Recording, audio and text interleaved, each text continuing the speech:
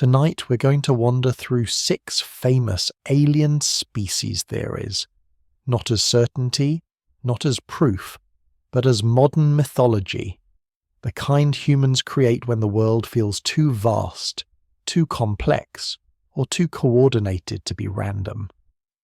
Some of these ideas were born from ancient ruins and star maps, some from Cold War secrecy and late-night radio, some from the simple, quiet fear that maybe power is never where we think it is, and some from a more playful thought.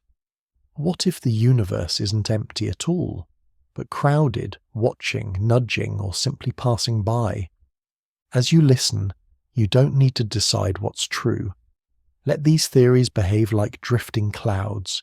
Interesting shapes, soft edges, no need to hold them.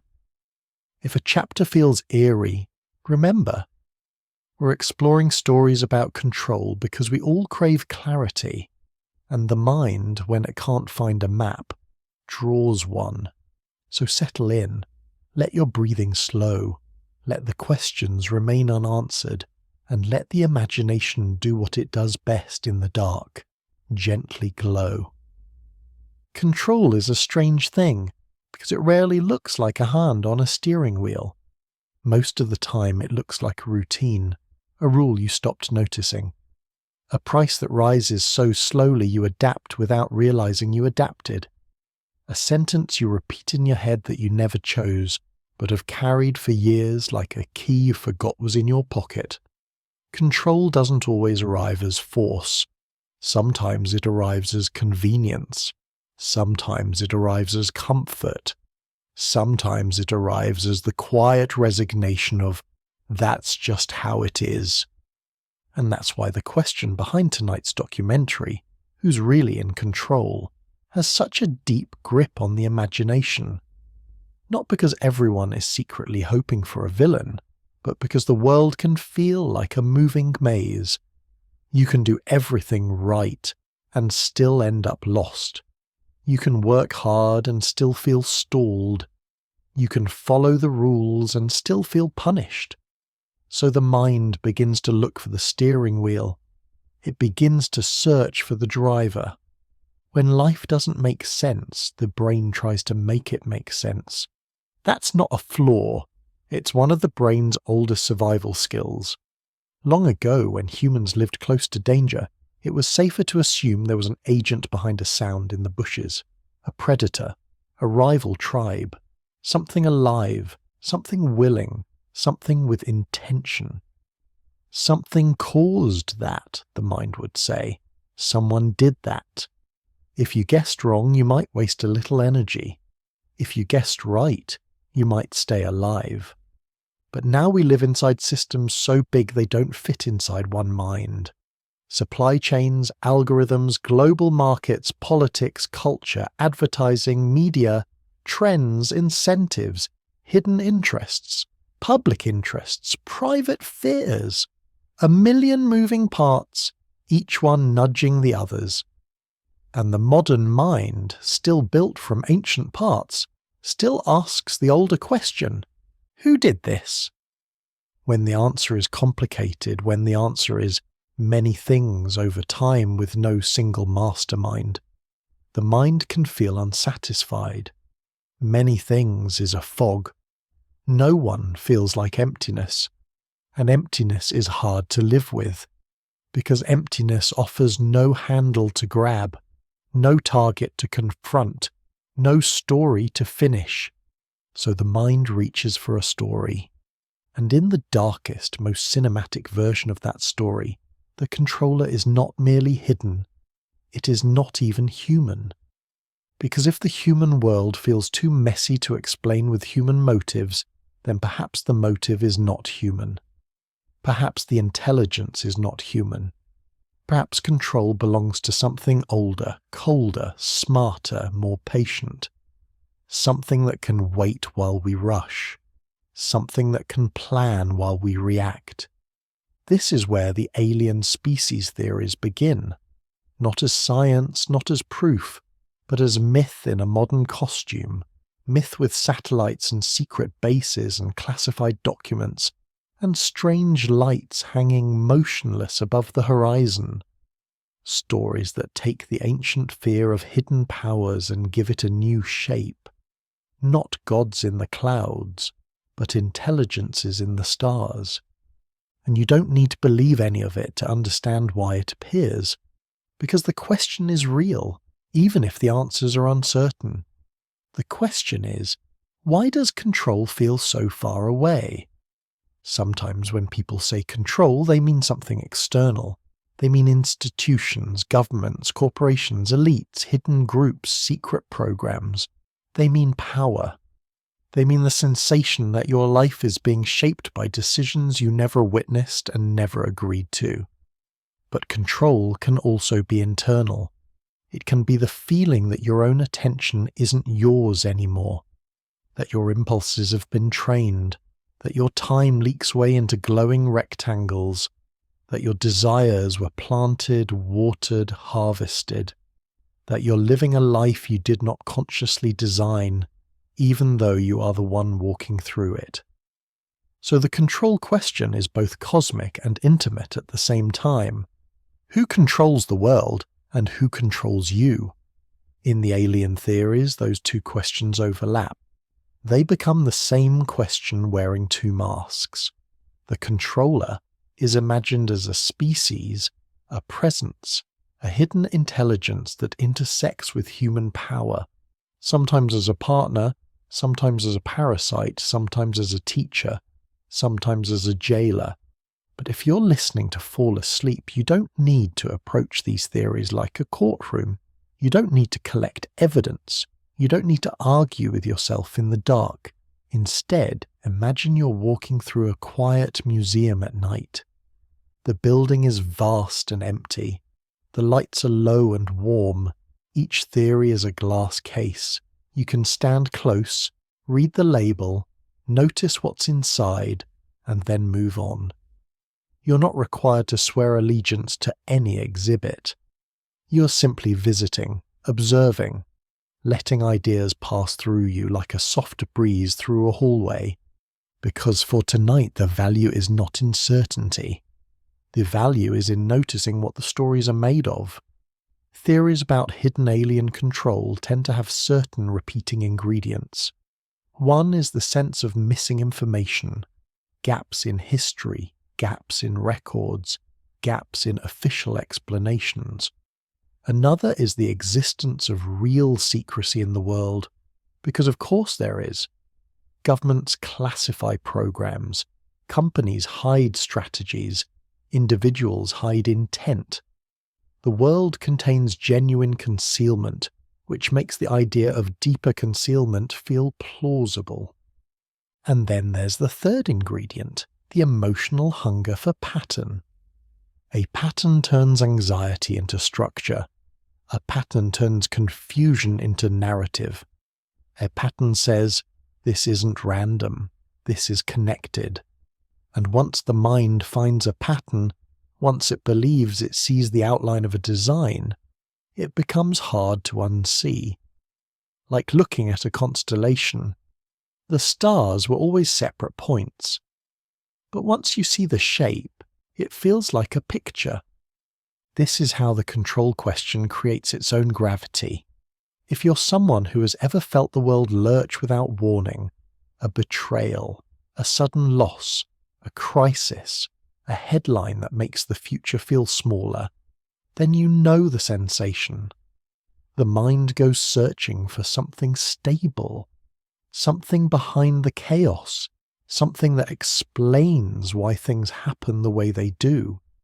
And in that search, the mind often prefers a frightening answer over a meaningless one, because fear still feels like a form of understanding. It's strange, but true. Some people would rather believe there is a hidden ruler than believe the universe is indifferent.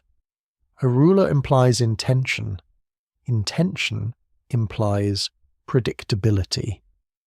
Predictability implies you can perhaps protect yourself if you learn the rules.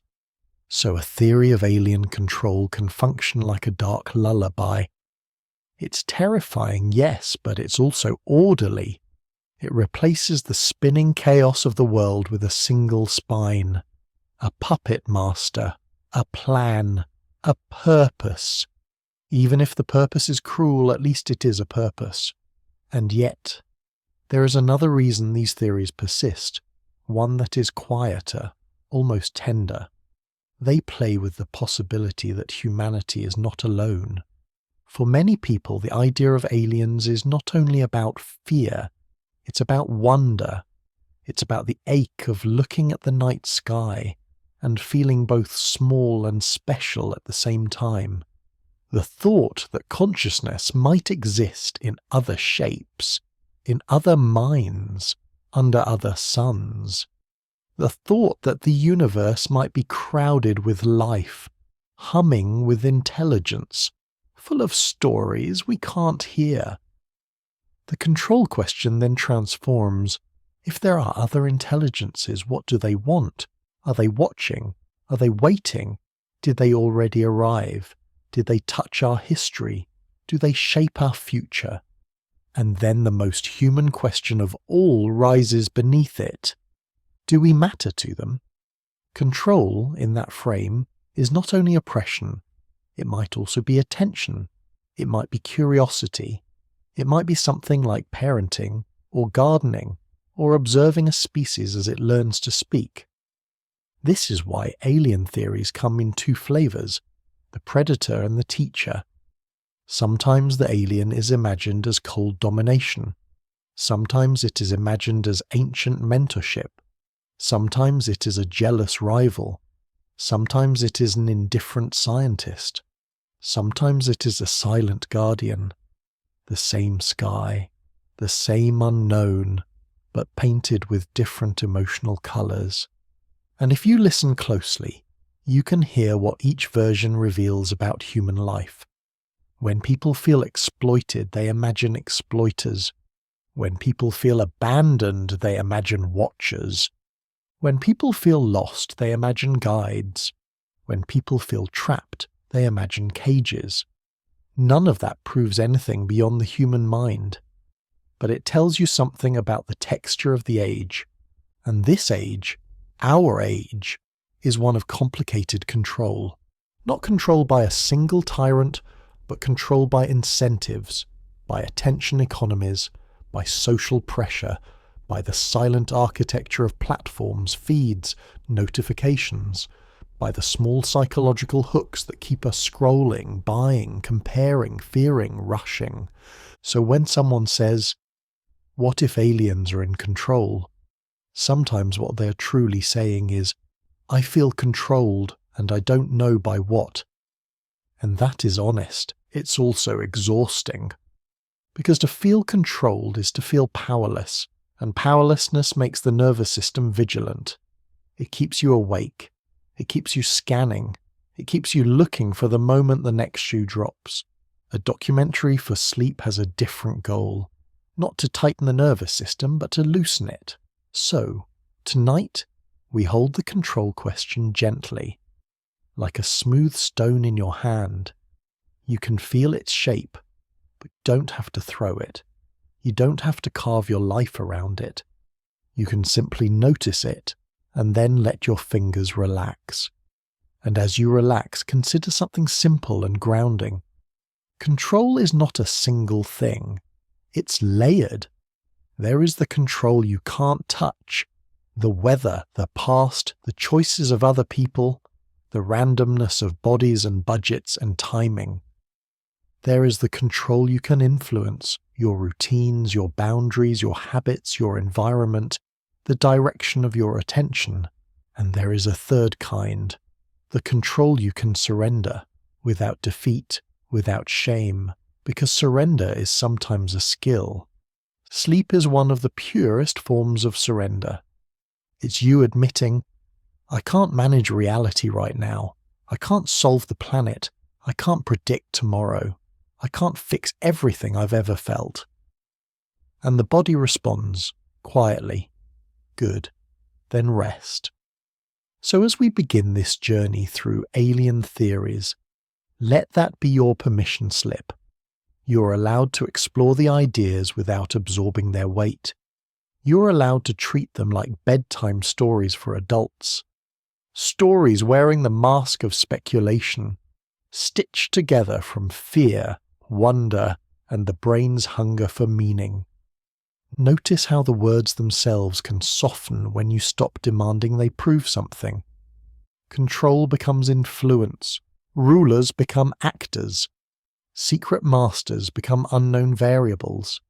And aliens become what they have always been in human storytelling: the other, the unknown, the outside, the mirror we hold to ourselves when we want to talk about power without naming the powers we already know. In other words, even if none of these theories are literally true, they can still tell the truth about our emotional world. They can tell the truth about how it feels to live in a time where information is abundant but trust is scarce, where everyone has an opinion but few have peace, where the future feels both exciting and unstable, where technology connects and isolates at the same time, where the smartest systems are often the least transparent. In such a world, it's almost inevitable that people will invent invisible controllers, because the alternative is to face uncertainty without a story. And yet, as we ease into sleep, we can try something else, something calmer. We can admit uncertainty and survive it. We can say, perhaps there are forces we don't see. Perhaps there are explanations we don't know. Perhaps there is secrecy in places we can't access. Perhaps there are phenomena not yet understood. And also, perhaps the world is not a single plan. Perhaps it is many plans colliding. Perhaps control is not held by a single hand, but distributed like mist, thin in some places, thick in others, forming patterns for a moment and then dissolving. Perhaps the sensation of being controlled is sometimes the sensation of being overwhelmed, and perhaps the most radical thing you can do tonight is not to solve the mystery, but to step out of it, briefly, and let your body do what it was designed to do. Breathe, slowly, without seeking a conclusion. Inhale, like you're drawing in quiet. Exhale, like you're letting go of the need to know. Because even if the universe is full of watchers, even if the world is full of hidden incentives, even if power plays games we'll never fully map, your nervous system still deserves rest. Your mind still deserves softness. Your life still belongs to you in the small, real ways that matter, in the way you speak to yourself, in the way you turn down the volume, in the way you let your shoulders drop. So, as we begin, let's keep one gentle promise. We will not make the dark darker. We will not turn questions into alarms. We will not chase certainty until our eyes sting. Instead, we will approach each idea the way you might approach a distant lighthouse at sea. Something bright, something curious, something far away. You can look, you can wonder, and you can still drift. Because no matter who you imagine is in control of the world at large, for the next few hours, you are allowed to give control to sleep. And sleep, unlike most forces, doesn't demand anything from you. It only asks that you stop gripping, that you stop bracing, that you stop trying to hold the whole sky up with your thoughts. So let the control question remain a question, not a threat, not a mission. Just a quiet door in the mind, slightly open, letting in a little cool air. And as you listen, remember, you don't have to walk through every door. You can simply pass by them gently as you sink into the safe, simple truth of the present moment. Right now, you are here. Right now, you are breathing. Right now, nothing is required of you but rest. And that, at least for tonight, is enough. Long before anyone spoke about spacecraft or radio signals or distant galaxies spinning like silent wheels, people still looked upward and felt the same old magnet pull at their thoughts. The sky has always been the first mystery. Not because it is threatening, though storms can be, but because it is unreachable in the most intimate way.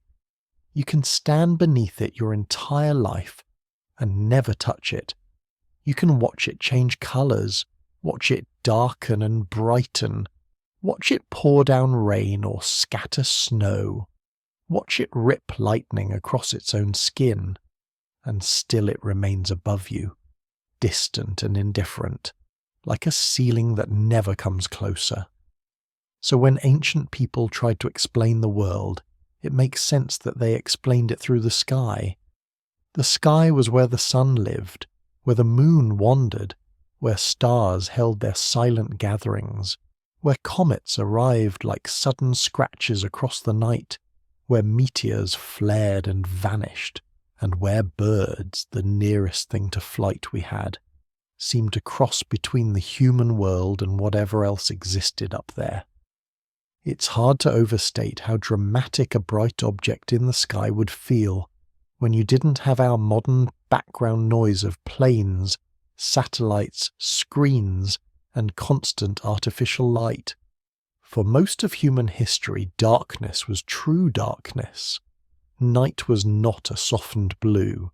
It was deep and vast and alive with points of cold fire.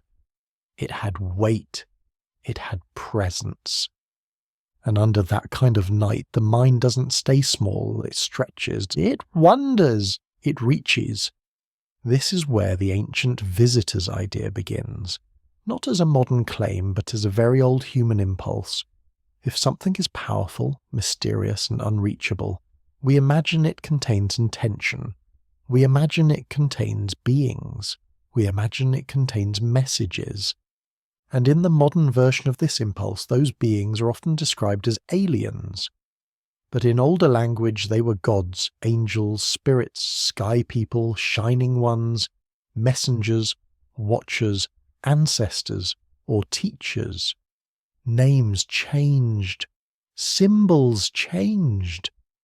But the feeling underneath stayed remarkably consistent.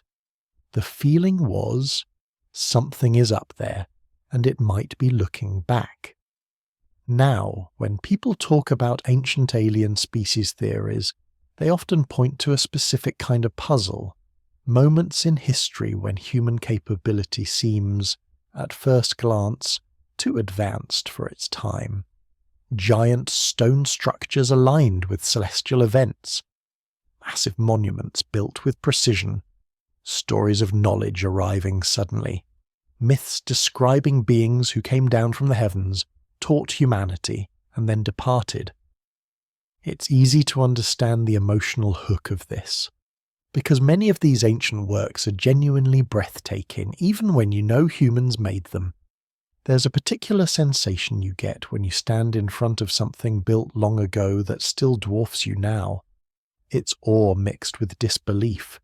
Your mind searches for the hidden machinery. It searches for the missing tool. It searches for the explanation that makes it feel less impossible.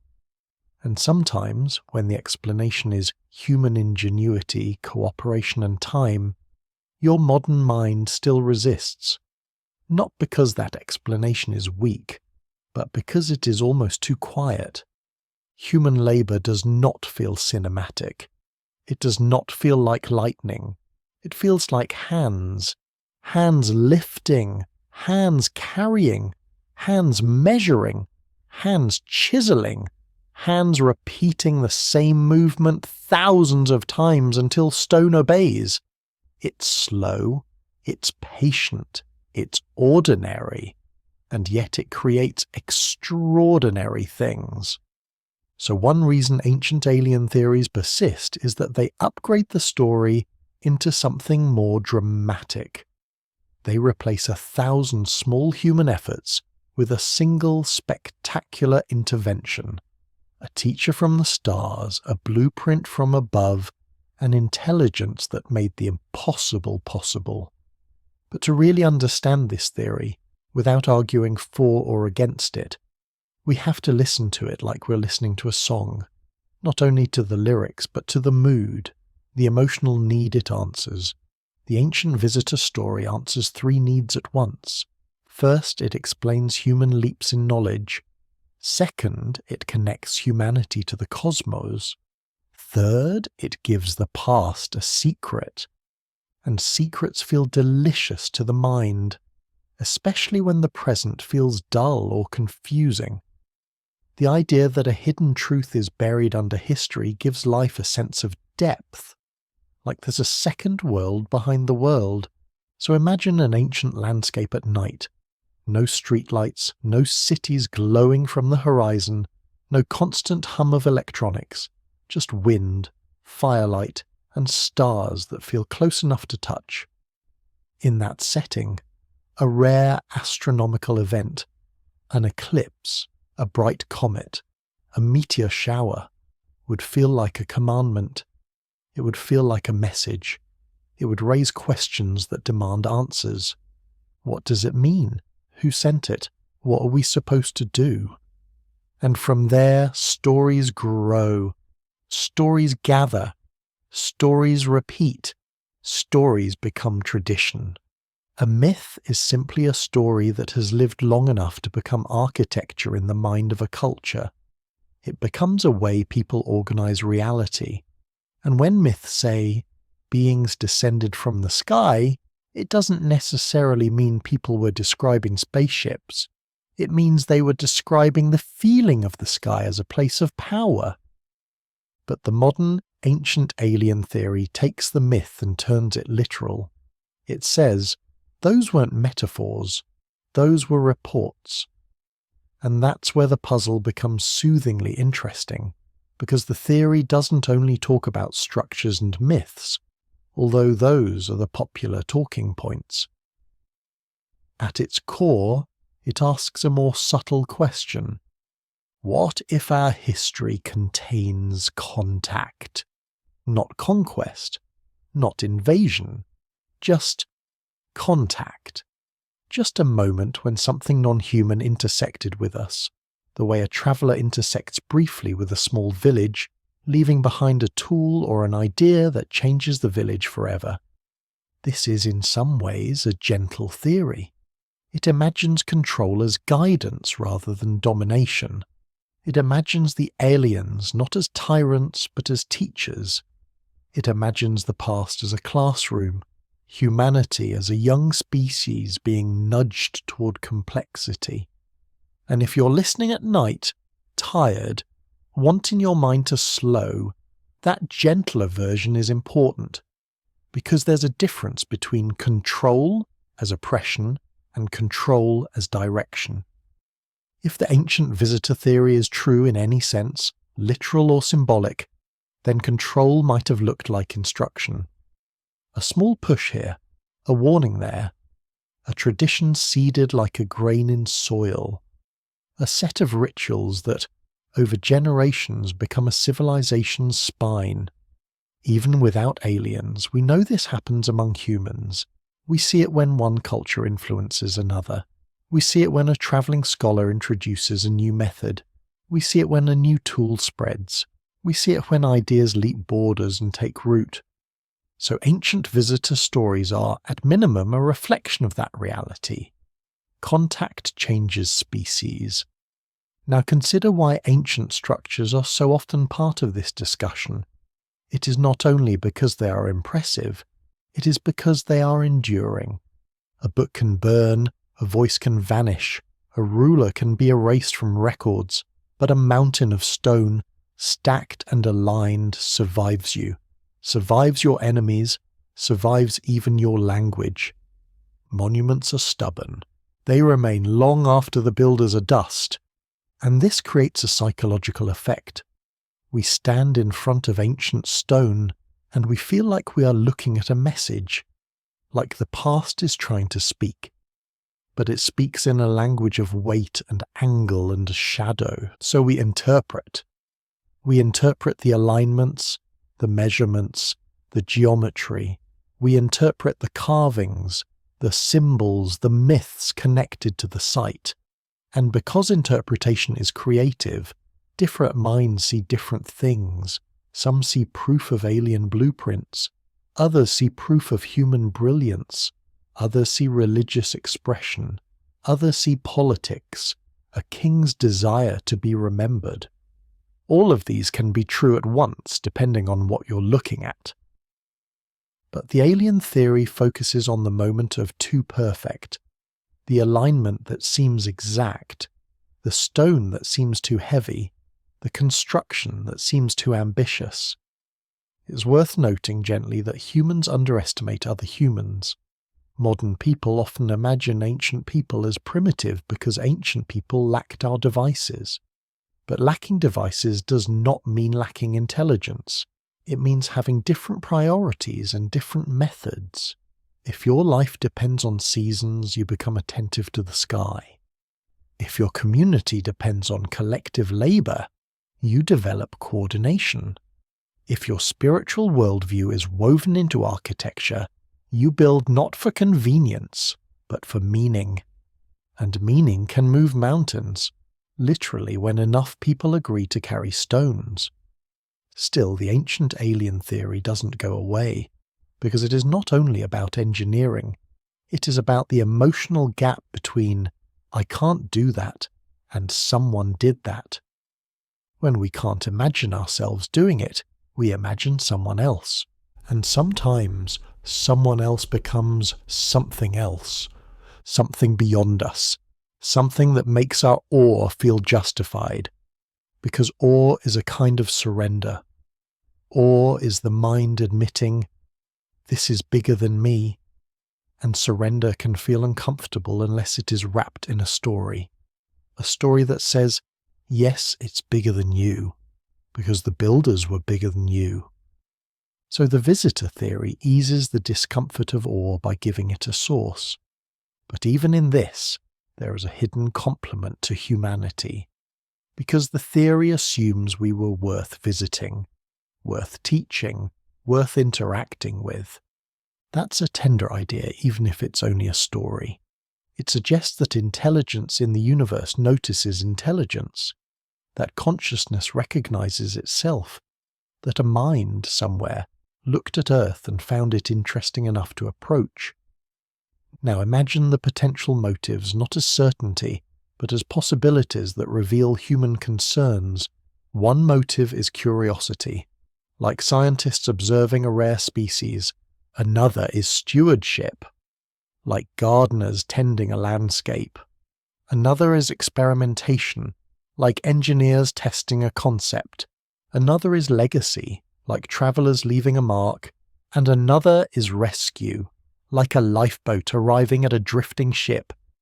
Each motive carries a different kind of control. Curiosity produces observation. Stewardship produces guidance. Experimentation produces manipulation. Legacy produces symbolism. Rescue produces intervention. When people choose one motive over another, they reveal what they fear or what they hope. A hopeful person tends to imagine teachers. A fearful person tends to imagine experimenters. A cynical person tends to imagine manipulators. And a lonely person tends to imagine watchers. So in this chapter, as we stand among old stones and bright myths, we can treat the ancient visitor theory as a mirror, not only a claim, a mirror of modern psychology. Because modern humans are surrounded by technology, yet we feel less certain than ever. We can contact anyone, yet we feel isolated. We can learn anything, yet we feel overwhelmed. We can travel across oceans, yet the future feels unstable. So we look backward to a time that appears simpler, and we imagine something clean and decisive happened then. An arrival, a teaching, a moment of contact that anchored civilization. It's comforting to imagine beginnings as guided. It's comforting to imagine that someone knew what they were doing. Because it suggests our chaos isn't entirely accidental. It suggests there's a thread. And the phrase "who's really in control" begins to take on a different tone. In the ancient visitor story, control might not be a villain's hand. It might be a mentor's hand on the shoulder. A quiet adjustment to humanity's direction. A small nudge away from collapse and toward agriculture. writing, astronomy, law. And from a bedtime perspective, the softness of that matters. Because if we're going to explore alien theories at night, we need them to feel like foggy legends, not like alarms. So let's imagine the most peaceful version of this theory. Picture a night thousands of years ago. A community gathers, small, vulnerable, human. They have fire, they have stories, they have questions about why the seasons change and why death exists and why lightning behaves like anger. And then, in the story, something appears. Not necessarily a ship, not necessarily a being you can touch, just a presence, a light, a sound, a pattern in the sky that seemed deliberate. Maybe it teaches them a calendar. Maybe it teaches them to mark the solstice. Maybe it teaches them the concept of alignment, so that architecture becomes a clock, becomes a prayer, becomes a map. This is the core poetic idea, that the sky taught humanity how to measure time. Whether the teacher was a literal being or the teacher was simply observation of nature, the result is the same. Human beings became time-aware in a deeper way. They learned to anticipate, they learned to prepare, they learned to coordinate life around cycles rather than improvisation. And that kind of knowledge really can feel alien, because it transforms survival into civilization. Now, if you want to be even gentler with your mind, you can let the alien aspect dissolve into metaphor. You can say, perhaps the visitors were ideas, perhaps the sky itself, in its repeating patterns, was the visitor. The sun and moon arrived each day, the stars instructed through their motion, the universe taught through repetition. In that frame, ancient alien theory becomes ancient awe theory. Early humans were in a long relationship with the sky, and the sky shaped them. Control then becomes influence, deep influence, the influence of nature on culture, the influence of environment on imagination, the influence of repetition on ritual, the influence of ritual on architecture. That is real, that is grounded, that is enough. And yet, the story version remains, because the night loves stories. The night is where the mind returns to its oldest form, myth-making, pattern-seeing, symbol drawing. So we can keep both possibilities side by side without forcing them to fight. Maybe there were no visitors, and humans did everything themselves. Maybe the visitors were misinterpreted natural events. Maybe the visitors were strangers from other lands, later deified. Maybe the visitors are a poetic way of talking about the sky's influence. Or maybe, just maybe, something truly strange happened long ago, and history kept only fragments, like a dream you remember by feeling rather than detail. You don't need to decide tonight. Instead, let the ancient world remain distant and soft, like a landscape seen through mist, stone structures rising from sand, carvings holding silent secrets, myths drifting across centuries, and above it all the same stars you can still see, if the clouds part, if the city lights are kind, if the night is clear enough to reveal the old glittering sky. Because whether aliens ever visited or not, this is undeniably true. The sky has controlled human imagination since the beginning. It has shaped our calendars, our gods, our navigation, our poetry, our sense of destiny. It has made us feel small and also connected. It has made us fear and also wonder. And perhaps that's the quiet truth at the centre of this chapter. When we talk about ancient lights in old stones, we're really talking about the way the unknown turns humans into storytellers. We look at something big and old, and we try to hear it speak. We look up at something vast and unreachable, and we imagine it looking back. And as you lie there drifting, you can let that be soothing rather than unsettling. Because wonder is not a threat. Wonder is the mind relaxing into mystery without demanding an answer. So let the old stones stay old. Let the sky stay high. Let the theories stay gentle, like bedtime myths dressed in modern language, here to occupy the mind just long enough for the body to fall asleep. And if somewhere, far beyond the horizon of our knowledge, there really are intelligences that once brushed against human history, then tonight you don't have to meet them. Tonight you only have to rest beneath the same sky that has lulled humans to sleep for tens of thousands of years, quiet, endless, and full of stories. There's a particular kind of pattern the mind can't resist. Not the neat pattern of a checkerboard, or the obvious pattern of footsteps in snow, but the uncanny pattern, the one that seems to appear in places that never touched each other, the kind that makes you pause and quietly think, wait, why is that the same? This is the heartbeat of the third idea, that across the world, across oceans and centuries, human cultures have told stories with strangely similar shapes, different names, different landscapes, different languages. Yet the same recurring motifs return again and again, like a tune that someone keeps humming without realizing it. A being comes from above, or from the sky, or from the stars. The being brings knowledge, sometimes of farming, sometimes of laws, sometimes of writing, sometimes of healing, sometimes of building. The being warns about moral decay, conflict, imbalance, hubris, disrespect for the sacred. The being leaves, or is forced away, or withdraws, promising to return. And the people remember.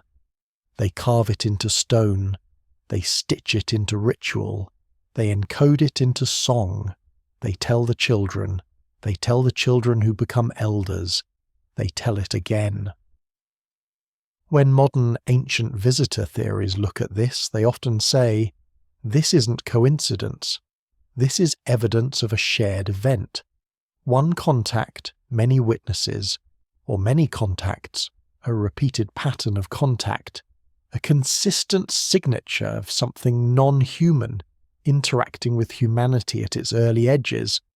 And if you listen to that claim with a sleepy, gentle mind, without arguing, without tensing, it can feel like stepping into a strange gallery where each painting is in a different cultural style, but each painting depicts a very similar scene, a luminous descent, a gift, a warning, an absence. So what do we do with that? We can begin by noticing something simple. Similar story shapes can emerge for more than one reason. The possibilities aren't just it happened or it didn't happen. There are many paths to the same pattern. One path is diffusion. Stories travel. Humans have always travelled. Not always far in a single lifetime, but far across generations. Trade routes, migrations, intermarriage, war, diplomacy, shared borders, shared enemies, shared gods. A myth isn't locked inside a tribe like a coin inside a box. It moves, it blends, it gets reinterpreted, it gets adopted, it gets adapted, it learns the local accent. If two cultures share a coastline, a river, a caravan route, a mountain pass, then they share more than goods. They share ideas. And ideas don't need passports. Ideas float. A second path is convergence. Stories arise independently because humans share similar minds and similar challenges. We're all born small, helpless, confused, looking up at taller beings for guidance. We all live under a sky that controls seasons. We all experience storms and eclipses and disease and death. We all feel fear of chaos and hunger for order. We all wonder where we came from and whether someone is watching. So it's possible for two distant cultures to invent sky teachers without ever meeting, simply because sky is the largest stage available to the human imagination, and teacher is the role we crave when we feel young in the universe. A third path is metaphor. Myths encode psychological truths in cosmic language. A sky being can represent insight arriving from a place that feels beyond the everyday mind. A sudden realization, a moral revelation, a new technique discovered through observation, but remembered as a gift, because gratitude feels more natural than randomness. The sky becomes a poetic address for the unknown source of knowledge. And a fourth path, always possible, always difficult to measure, is that some unusual events happened, natural, human, or otherwise, and people built stories around them. A meteor that exploded in the atmosphere, a strange conjunction of planets, a rare aurora at low latitudes, a group of outsiders arriving with superior technology, an epidemic, a flood, a collapse, an observatory built by a specialized class. The visitor becomes a narrative anchor for what felt world-changing. So when you hear the phrase, the sky teacher pattern, it's helpful to hold it like a feather rather than a hammer. It's real that many stories rhyme across cultures, but the rhyme itself doesn't declare a single explanation. It simply invites curiosity, and curiosity at night can be soothing. Because curiosity isn't panic. Curiosity is the mind wandering through a field instead of running through a hallway. Now, let's step into the pattern itself, the feeling of it, without aggressively naming every culture or story like a list of evidence. Instead, imagine the pattern as a structure, a kind of mythic skeleton that different cultures dress in different skins. First, the descent. The being arrives from above, often described in brightness, light, fire, a shining object, a radiant presence. Even if the culture doesn't speak in stars as we do, it speaks in heights and heavens and realms above the ordinary world. Brightness makes sense as a mythic signature because brightness is what strikes the nervous system. Brightness commands attention. A sudden light in the night means something. Fire means transformation. The sun means life. Lightning means power. So a teacher wrapped in light is a teacher wrapped in authority. Second, the gift. Often, the gift is structured knowledge. Not just, here's a clever trick, but here's a way to live. Agriculture, calendars, laws, writing, metalworking, architecture, medicine, moral codes, songs, ceremonies. And notice, these are not random gifts. They are exactly the gifts that turn a scattered human group into a stable culture. They are the gifts that reduce uncertainty. A calendar reduces uncertainty about seasons. A law reduces uncertainty about conflict. A ritual reduces uncertainty about meaning. A story reduces uncertainty about suffering. So in myth, the teacher brings certainty to the undecided world. That's the psychological function, to convert chaos into a system. Third, the warning. A sky teacher rarely arrives just to hand out tools. There's often a moral frame. Don't forget what you were taught. Don't become arrogant. Don't become violent. Don't violate sacred boundaries. Don't lose reverence. Sometimes the warning is linked to a catastrophe. Floods, fire, darkness, the collapse of order. This component is quietly important because it shows the teacher isn't only about technology. It's about direction. It's about the idea that knowledge without wisdom can destroy you. And again, whether aliens or not, this is a deeply human insight. Any society that has survived long enough to tell stories knows that cleverness can be dangerous. Weapons are clever. Deception is clever. Exploitation is clever. The warning is civilization teaching itself. Power needs restraint. Fourth, the departure. This is where the myth becomes bittersweet. The teacher leaves, often because humans fail a test, or because the time isn't right, or because the teacher was never meant to stay. Sometimes the teacher ascends. Sometimes they vanish. Sometimes they go beneath the earth. Sometimes they melt into the horizon. The departure does two things. It preserves the teacher's mystery, because a teacher that stays becomes ordinary, and it creates longing, because absence is what keeps stories alive. A present God becomes background noise. A missing God becomes a question. Fifth, the promise of return. This is the most emotionally potent element. The teacher says, "I will return," or, "When you are ready, we will meet again," or, "When the world turns and the signs align, the beings will come back." This promise is like leaving a lamp on in the distance. It's hope in narrative form. It tells people, your suffering isn't the end of the story. Your civilization is not abandoned. History is not a closed door. Something is coming. From a psychological perspective, the return motif gives a culture endurance. It keeps people oriented toward the future. It makes the world feel like it has chapters, not just accidents. Now, if you're someone who likes the ancient alien interpretation, you might hear this and think, that's exactly what contact would look like. A brief intervention, a set of teachings, a warning about misuse, then withdrawal, because open involvement would disrupt natural development.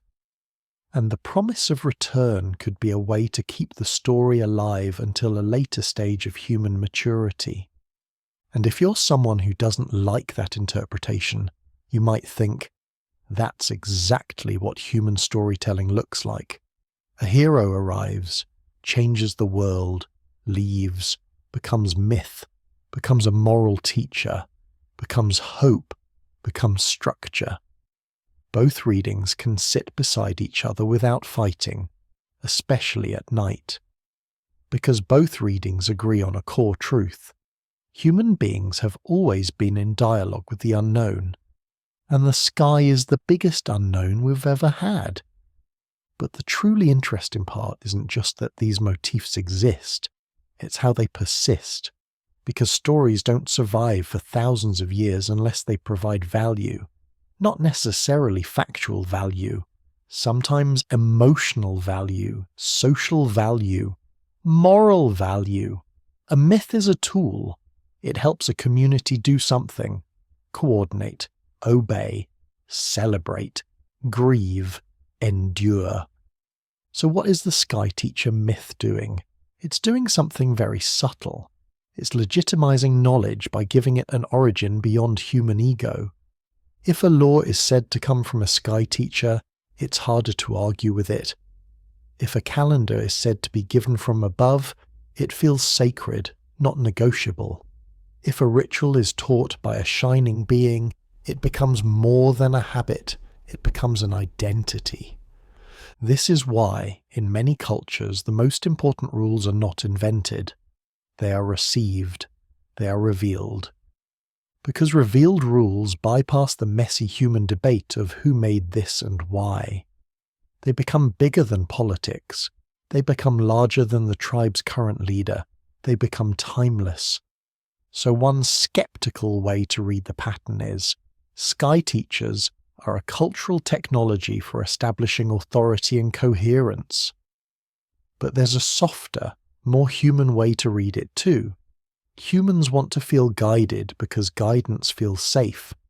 In a harsh world, the idea that wisdom comes from above is comforting. It turns survival into a relationship. It turns nature into a teacher.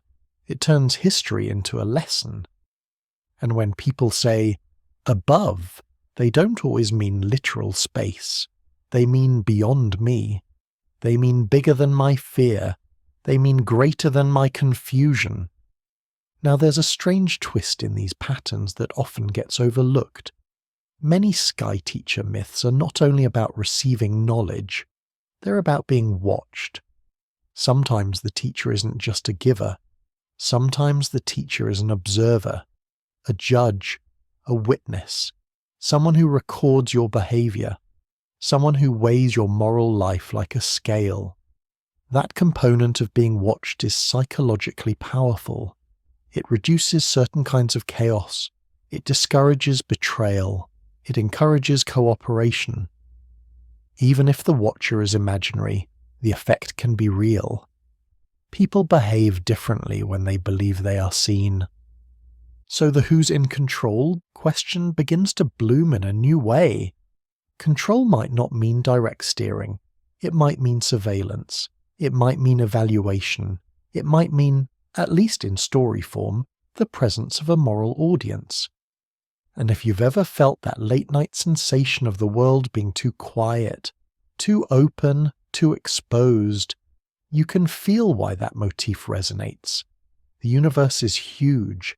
The night sky is full of eyes, even if they're only stars.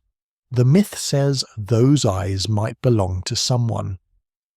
Again, we don't have to accept it as literal. We can accept it as a window into how humans relate to vastness. Now let's add another layer, even softer. The brain is a pattern recognition engine, and one of the most common false positives of pattern recognition is that it sees shared causes where there might only be shared constraints. For instance, many societies build pyramidal shapes. Why? Not necessarily because they all copied one blueprint, but because stacking stones or bricks naturally wants a wide base. It's stable, it's efficient, it's what gravity encourages. Similar constraints produce similar solutions. In the same way, similar existential constraints, death, seasons, conflict, hunger, awe, can produce similar story solutions. A teacher from above is a solution to ignorance. A moral warning is a solution to social breakdown. A promise of return is a solution to despair. So the pattern could be less like a fingerprint and more like a human default setting. But even if it's a default setting, it's still profound, because it suggests that under the surface, humans are doing the same thing everywhere, trying to align themselves with something larger, and that alignment, whether you call it religion, meaning, story, philosophy, or culture, is one of the deepest forms of control we ever experience. Not control imposed from outside, but control created within. The rules that keep a community alive. Now for a moment imagine a story travelling, not in a book, but in mouths. A traveller arrives at a village fire. The traveller has seen a strange ritual in another land. The traveller describes it. The villagers ask questions. The traveller embellishes without meaning to. The listeners add their own imagery. The tale becomes part of local lore. The narrative shifts to match local landscapes. The sky teacher becomes a mountain teacher, or a sea teacher, or a shining child, or an ancestor spirit. The core remains. Knowledge arrived from beyond. Over centuries the tale mutates, but it keeps its spine. This is one reason patterns can appear as if they were the same event. Because the story's skeleton is tough. It survives translation. It survives time. It survives even contradiction. And here's the deliciously tricky part. Even when stories spread by diffusion, people later interpret them as independent parallels. Because once the story becomes ours, we forget it ever moved. Culture forgets its own borrowing. It remembers only what it has loved long enough. So the shared myth pattern can emerge from both diffusion and convergence at the same time, like two rivers feeding the same lake. Stories travel, and minds also independently generate similar stories. They meet in the middle, they blend. They reinforce each other until it looks like a single universal template, which is, in a way, what it becomes. A universal template for the feeling that wisdom comes from beyond. Now, there's another lens to look through, a quieter lens, one that makes these patterns feel less like evidence and more like dreams. Dreams do strange things. They create recurring motifs across different people, falling, flying, being chased, losing teeth, entering unfamiliar houses, talking to the dead, being observed. Why? Because dreams are built from shared human biology and shared emotional themes. So you can treat ancient sky teacher myths like collective dreams. Dreams a culture tells itself while awake. Dreams about guidance and fear and morality and the longing for a parent in the sky. And then the question becomes, if these are collective dreams, what are they dreaming about? One answer. They're dreaming about the moment a child becomes an adult. Humanity, as a species, is always half child in its stories. We're the ones who don't know, the ones who stumble, the ones who are warned not to touch the fire. And we imagine a being that knows, a being that warns, a being that leaves us alone to grow. That structure, the teacher who withdraws, is exactly what adulthood feels like. Guidance disappears. You become responsible. You are left in the world. And you spend the rest of your life longing for a simple voice that tells you what to do. So maybe the promise of return is also adulthood's fantasy, that one day someone will come back and make it simple again. One day the universe will speak clearly. One day the teacher will return. That may be myth, but it's myth rooted in something deeply human. Now let's bring it back to the topic of control, because that's the magnet drawing all of this together. In these shared pattern myths, control is almost never described as total domination. Usually it's described as conditional guidance. The teacher offers a path, the teacher offers rules, the humans can obey or disobey. Which is important. It means the myth acknowledges free will. It doesn't say humans are puppets with strings. It says humans are students with choices. Even the darkest versions of we are guided myths tend to include the possibility of failure. Humans become prideful. Humans forget. Humans fight. Humans misuse the gift. Humans break the covenant. And then the teacher withdraws. That withdrawal is mythic consequence. It's a way of saying, if you misuse knowledge, you lose the teacher. If you break the moral order, the world becomes unstable. If you forget how to live, you suffer. Again, you don't have to believe in literal sky beings to see how that functions. It's a moral education system written in cosmic language. And now, very gently, you can notice how modern alien control theories sometimes shift this structure into a more frightening one. They take the sky teacher and replace the student relationship with a captive relationship. The gift becomes a trick. The warning becomes manipulation. The departure becomes secrecy. The return becomes invasion. That shift often happens when a society feels less hopeful, when institutions are distrusted, when people feel exploited, when the future feels threatened. Myths evolve with mood. So the most revealing question becomes not, is the pattern real, but why does this particular era interpret the pattern this way? In a more optimistic era, the teacher is a mentor. In a more fearful era, the teacher is a handler. In a more cynical era, the teacher is an experimenter. In a more exhausted era, the teacher is an illusion. And in an era saturated with technology, the teacher becomes alien. Because alien is the modern word for not us, but smarter. So if you want to use this chapter as a bedtime experience rather than a debate, try listening to the pattern like you would listen to waves. Here comes the motif, descent. Here comes the motif, gift. Here comes the motif, warning. Here comes the motif, departure. Here comes the motif, return. Each one rises, each one falls, and somewhere in the rhythm your mind begins to relax because the pattern is predictable. It has a shape. It repeats. It doesn't demand a conclusion. It simply flows. And now one more gentle thought like a final candle in the room. Even if there were truly no visitors, even if every culture invented sky teachers independently, the similarity itself is still astonishing. It means that humans across the planet looked into the same sky and felt the same question press against their chest. What is that?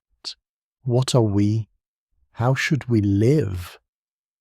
It means that the sky is not only a physical environment, it's a psychological environment. It's where we project the idea of beyond, the beyond where answers might live. So in that sense, the sky teacher pattern is not about aliens controlling humanity. It's about humanity being shaped, controlled, influenced, guided by its relationship with mystery. Sometimes the greatest controller is not a being, but a blank space. The unknown controls imagination. The unknown controls attention. The unknown controls behavior.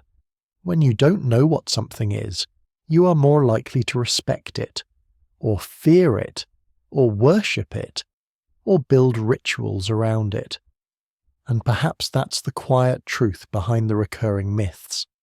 The sky is a blank page, and humans are always writing on it. We write gods, we write teachers, we write watchers, we write warnings, we write promises, we write returns. And the thing we're really writing is ourselves, our fears, our hopes, our longing for meaning. So, tonight, you can let the pattern be what it is. A global lullaby with many verses, a shared human habit of looking upward and imagining guidance. You don't have to decide whether that guidance ever came from an actual species beyond Earth. You only need to notice how deeply the idea of guidance lives inside the human heart. Because even modern, skeptical, educated minds still want a teacher when life feels too big. They still want someone to say quietly, "Here's the path, here's the rule, here's how to survive, here's how to live, and if the universe doesn't speak, we tell the story anyway." Not because we're foolish, because we are awake in the dark, and stories are what we use to make the dark gentle. So let the sky teacher pattern continue drifting through your mind like slow constellations.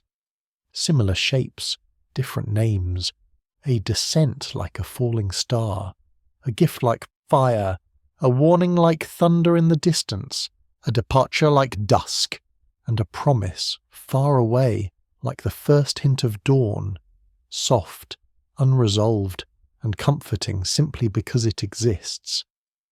And as that promise fades into the background, you can let your own body do something perfectly human and perfectly ancient. You can close your eyes under the same sky and rest. There are some ideas that don't spread because they're proven, or because they're neat and tidy, but because they feel like they explain something people already sense in their bones. The reptilian story is one of those. It begins, long before modern conspiracy culture, with something much older than the internet and older than governments, and older than any headline. Something carved into the human imagination across thousands of years. Snakes, dragons, scaled guardians at temples, serpent gods, underworld creatures, monsters with cold eyes and patient hunger. Almost every culture in one form or another has stared at the reptile and decided it meant something. Part of this is simple biology. Reptiles move in a way that unsettles us, silent, deliberate, minimal. They don't blink the way mammals do.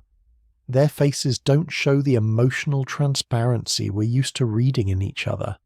They can be perfectly still for a long time, like statues that are secretly alive, and then suddenly they move. That combination, stillness and suddenness, hits the nervous system like a small electric jolt. Even if you've never been afraid of snakes, the human body tends to notice them differently. A snake doesn't need to growl to be dangerous. It doesn't need to run. It doesn't advertise its intentions. It simply is, and it waits.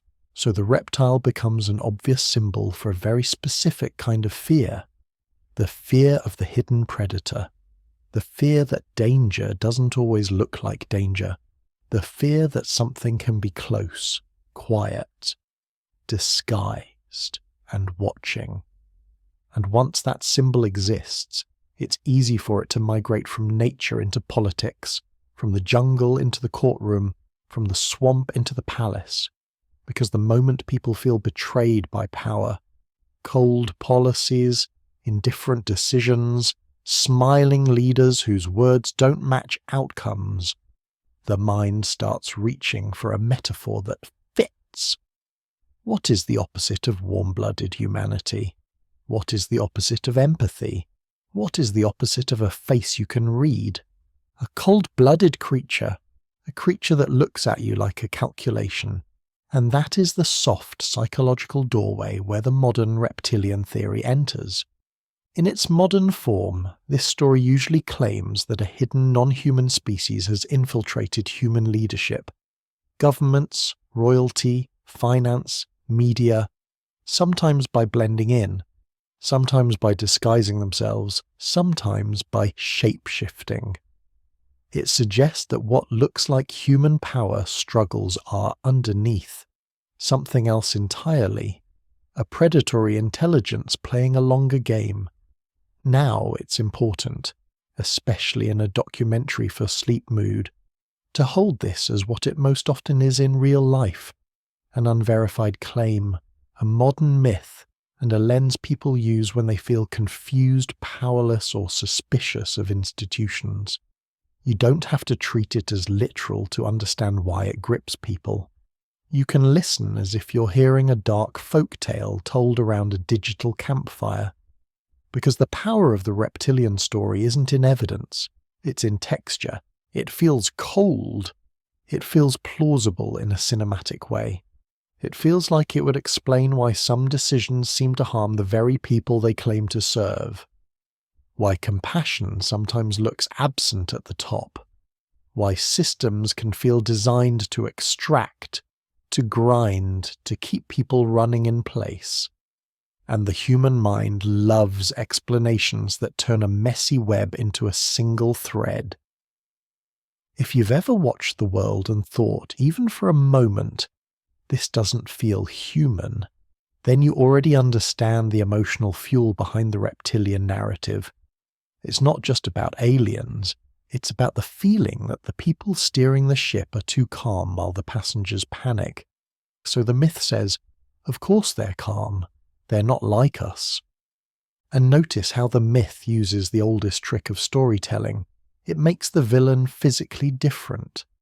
Not merely morally different, biologically different. Because a biological difference feels permanent. It feels like destiny. It feels like there's no negotiation with it. A human tyrant might change. A human tyrant might feel regret. A human tyrant might be replaced. But a hidden species? That's an entire category of reality. That's a shadow layer, a second chessboard under the first. And that's where the who's in control first question becomes almost hypnotic. The reptilian myth doesn't just propose control, it proposes control that is invisible, and invisibility is always more frightening than open force. Open force at least can be seen, it can be named, it can be resisted. But invisible control makes you doubt your senses. It makes you wonder if what you're seeing is real. It turns the world into a masquerade. That masquerade theme is very important. Because shape-shifting is not only a fantasy about biology, it's a symbol for deception. It's the ultimate metaphor for betrayal. The idea that the face that smiles at you is not the being making decisions. And again, whether you believe anything literal or not, you can feel why the symbol catches on. Modern life contains so many masks already. Public relations, branding, carefully edited personas, politicians coached to speak in safe phrases, algorithms perform in friendliness while harvesting attention, even ordinary people polishing themselves into photographs. We live in an era of curated faces. So the myth takes that everyday reality, masks everywhere, and stretches it to its extreme conclusion. What if the mask isn't just social? What if it's species? And because it's an extreme story, it also becomes strangely comforting for some minds. Not in a pleasant way, but in a structured way. It takes a chaotic world and gives it a single cause. It says, the reason things feel unnatural is because something unnatural is present. If you're exhausted, overwhelmed, struggling to understand why systems are complicated, why outcomes don't match intentions, why suffering persists in places where it seems unnecessary, then a single cause can feel like relief. Even if the cause is dark, at least it's coherent. At least it's a plot. Now, the reptilian idea also latches onto a deeper, more intimate human theme. The fear of becoming cold yourself. Because sometimes reptilian isn't only projected outward. Sometimes the myth is a warning inwardly. A warning about what power does to the human soul. About how empathy can wither when you're insulated from consequences. About how ambition can train the heart to treat people like pieces. In that sense, the reptile is not just a hidden enemy. It's a symbol for the part of us that can become emotionally armoured. A person who stops feeling. A person who stops seeing others as real. A person who lives by appetite and strategy alone. That's a reptilian person in metaphor. A person ruled by survival instincts, status instincts, dominance instincts. And if you've ever been around someone who seems to enjoy control more than connection, you understand the metaphor immediately. It's like talking to a locked door that can speak. So, in a strange way, the reptilian myth can function like a moral fable. Don't become so hardened that you lose your humanity. Don't let fear turn you into a predator. Don't let power turn your heart cold, and myths often do that. They take an internal human danger and dress it up as an external monster, because it's easier to talk about a monster than it is to talk about the monster's seed in ourselves. There's also a reason the reptile becomes the chosen image instead of, say, a machine or a ghost. Reptiles are ancient. They feel prehistoric. They feel like the Earth's old memory walking around in scales. They carry the vibe of something that existed on this planet before us, and could exist after us. So the myth suggests not only difference, but age. It suggests a species that has been here a long time, a species that has outlasted empires, a species that understands time the way humans don't. Slowly, patiently, strategically. That's a seductive idea for the imagination, because if you want a hidden ruler, you want them to feel like they're playing a longer game than you can see. You want them to feel like they're always 10 steps ahead. You want them to feel like it was never your move to begin with. And when people feel stuck, the idea of an opponent playing a longer game can almost feel validating. It says, you're not failing because you're weak. You're failing because the system is designed. Again, not proof. A psychological balm. A story that turns personal frustration into cosmic intrigue. Now, there's an even deeper layer.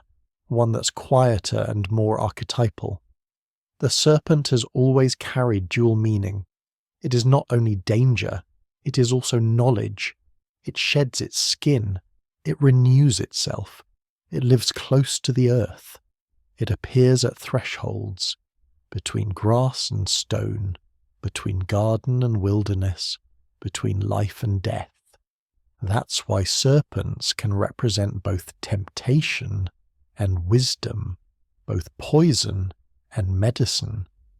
Even the symbol of healing often includes a snake, not because snakes are friendly, but because the mind recognizes that what harms can also heal, depending on how it's handled. So the reptilian ruler myth sometimes borrows that ambiguity, even if it doesn't admit it.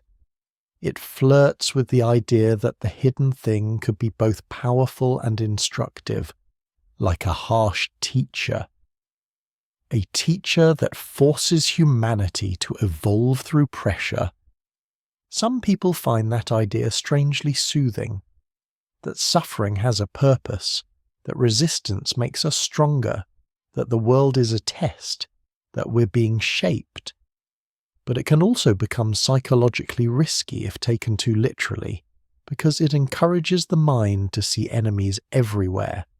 And when the mind starts scanning for hidden non-human controllers, it can lose the ability to rest inside ordinary explanations. Greed, incompetence, conflicting incentives, systemic complexity, human weakness. Things that are less thrilling but more grounded.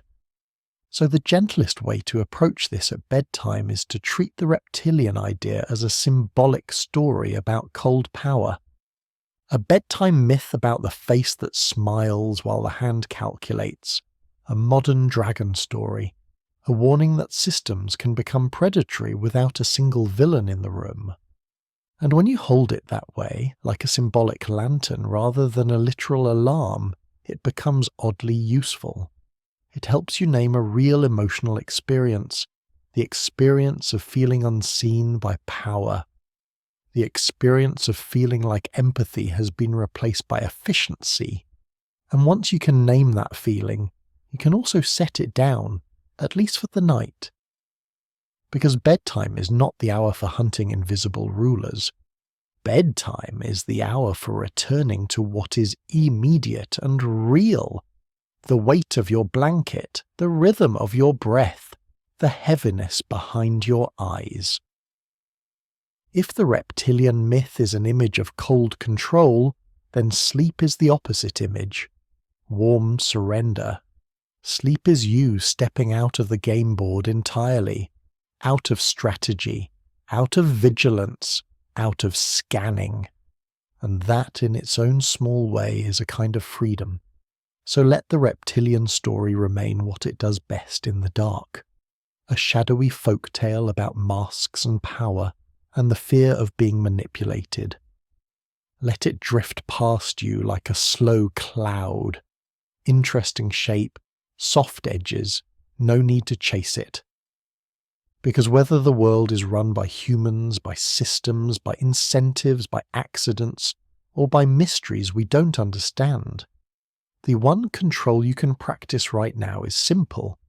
You can close your eyes, you can let your shoulders drop, you can let your jaw unclench, you can stop trying to decode the world, and for a little while you can give control to the oldest, gentlest force you know, rest. The most interesting question about the reptilian story is not whether it's true, but why it keeps finding new homes in the human mind. Because ideas don't spread evenly. They spread where something is already tender.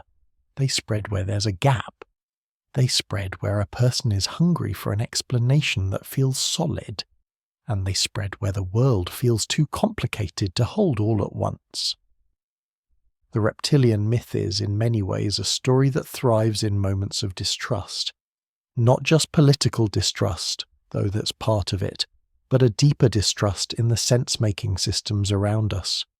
The feeling that you can't tell what's real anymore, that the official story changes, that experts disagree, that platforms reward outrage more than clarity, that the truth is always wrapped in marketing language, softened and spun, sold like a product with a bright label.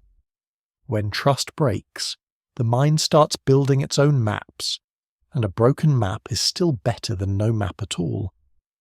That's the first reason these narratives spread. They meet a psychological need that modern life creates almost daily, the need for a single cause, a clear culprit, a master explanation, something you can point at and say, "That's why everything feels wrong," because everything feels wrong is an exhausting state to live in. It keeps the nervous system on alert. It makes your body feel like it's waiting for bad news. It turns the future into a question you can't stop answering. So the mind, desperate for relief, does something very old. It turns fog into a figure. It turns complexity into a villain. It turns 1,000 interacting systems into one hidden hand. And a reptilian villain is especially effective because it gives the story a kind of icy simplicity. The reason things feel inhuman is because something inhuman is involved. That's clean. That's symmetrical. That's satisfying to the part of the brain that wants a tidy explanation. Now, there's a second reason it spreads. It matches the emotional tone of certain lived experiences. Imagine you've worked hard and still feel stuck. You've followed the rules and still feel punished. You've tried to act responsibly while watching people who seem irresponsible get rewarded. You've watched prices rise, jobs change, promises dissolve, communities fracture, and the news cycle spin tragedy into entertainment and entertainment into anger. At a certain point, "it's complicated" can start to feel like an insult, because to the person suffering, the complexity doesn't matter as much as the outcome. And if the outcome is consistently painful, it becomes easy to believe the pain is intentional. The reptilian myth offers that intention. It says, it's not just that the system is messy, it's that the system is designed by something that doesn't feel with you. And that is exactly the emotional shape of helplessness. Feeling like you are being moved by forces that do not care how you land. So the myth spreads most easily when people feel like they're being treated as numbers.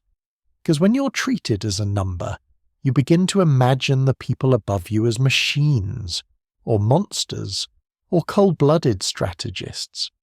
The myth is outlandish on the surface, but the emotional engine behind it is familiar. The fear that empathy has been removed from power. A third reason it spreads is simpler and almost innocent. It's memorable. The human mind is a magnet for images. We remember stories better than statistics. We remember faces better than systems. We remember a dramatic metaphor better than a careful explanation. Reptilian shapeshifters is a striking image, like a dream. It sticks. It's visual. It's easy to repeat. It travels well from mouth to mouth, from post to post, from video to video. And the internet especially is a place where the most repeatable images win. Not necessarily the most accurate ones, repeatable ones. In a crowded world of information, the loudest things get heard. Not because they're correct, but because they're shaped to survive. They're emotionally charged. They're easy to compress. They're easy to share. They create instant reaction. So the reptilian myth spreads through what you might call attention physics. Dramatic claims pull attention the way gravity pulls dust into planets. It gathers people. It gathers comments. It gathers debate. And debate is fuel for algorithms that reward engagement. That's another reason it spreads. It's sticky inside the modern attention economy. It generates heat, and heat travels. Now another layer, deeper and more human, has to do with the way our brains handle uncertainty. When you don't know what's happening, your brain looks for patterns. It starts connecting dots. Some of those connections will be useful, some will be mistaken. That's normal. That's the brain doing what it evolved to do. Reduce uncertainty fast enough to survive. But modern uncertainty is not like ancient uncertainty. Ancient uncertainty was simpler: weather, predators, disease, rival tribes. Modern uncertainty is abstract: financial systems, political polarization, global events, digital manipulation, misinformation, technological acceleration. It's the kind of uncertainty that doesn't have claws you can see, but still makes your body tense as if it does. So the brain looks for an agent to hold responsible, because agency makes uncertainty feel manageable. If someone is behind it, then maybe you can predict it. If it's no one, then the world becomes a machine without a driver. And a driverless machine is one of the most unsettling images humans can hold.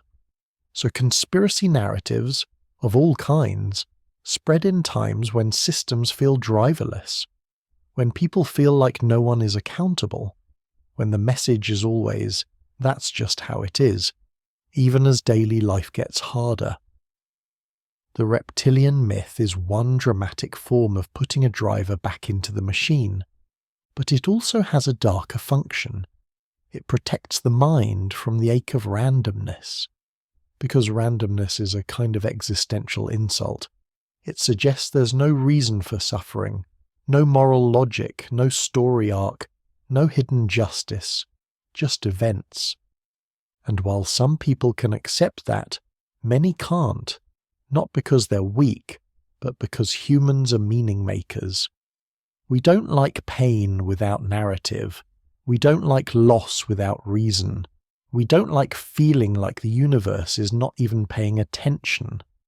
So a narrative that says the suffering is caused by a hidden controller can feel preferable to the suffering is caused by messy, impersonal forces.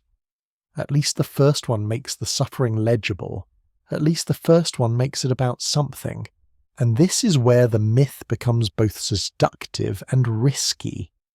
Seductive because it converts chaos into explanation.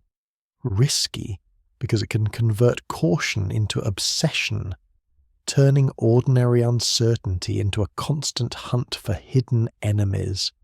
It can make the world feel haunted. It can train the mind to interpret every contradiction as proof of the conspiracy, every disagreement as infiltration, every unclear event as deliberate manipulation. In that way, the myth can begin to control the believer, not because anyone is controlling them, just because the story becomes a lens that tightens around everything they see until nothing else can enter. So there's a quiet paradox. Stories about hidden control can become a form of internal control, capturing attention, shaping perception, draining peace. This is why, even as we explore these narratives in a sleepy documentary style, it's worth keeping a gentle grounding point in the room. Real-world events usually have real-world causes, often multiple ones, and those causes can be complicated without being supernatural. Greed exists, incompetence exists, conflicting incentives exist, bureaucracy exists, short-term thinking exists, groupthink exists, propaganda exists, errors exist, tragedies of unintended consequences exist. You don't need lizard overlords to get a very confusing world. Humans can build confusion all by themselves, and often do. But why doesn't that explanation satisfy people? Because humans did this implies a terrifying truth. Humans are responsible. Humans are messy. Humans are capable of cruelty and stupidity in equal measure, and humans can accidentally create systems that harm millions without any single mastermind intending it. That's hard to process emotionally. A monster is easier. A monster is neat. A monster is a container for rage. So the myth spreads not only because people are gullible, but because people are tired. And tired minds want simple shapes. Now there's also the social aspect, the way beliefs function in groups. Online communities form around shared suspicion. Shared suspicion creates bonding. It creates a sense of belonging, especially for people who feel alienated in their daily lives. The belief becomes a membership badge. I see what others don't. I'm not asleep. I'm not fooled. That identity can feel empowering. It can also feel like a relief from isolation. Finally, people who speak your language. And because humans are social creatures, belonging often matters more than evidence. Not consciously, but emotionally. If a belief brings you community, it gains weight. If questioning the belief threatens that community, doubt feels dangerous. People don't just defend an idea, they defend their place in a group. So the story spreads through sociology, not only through psychology.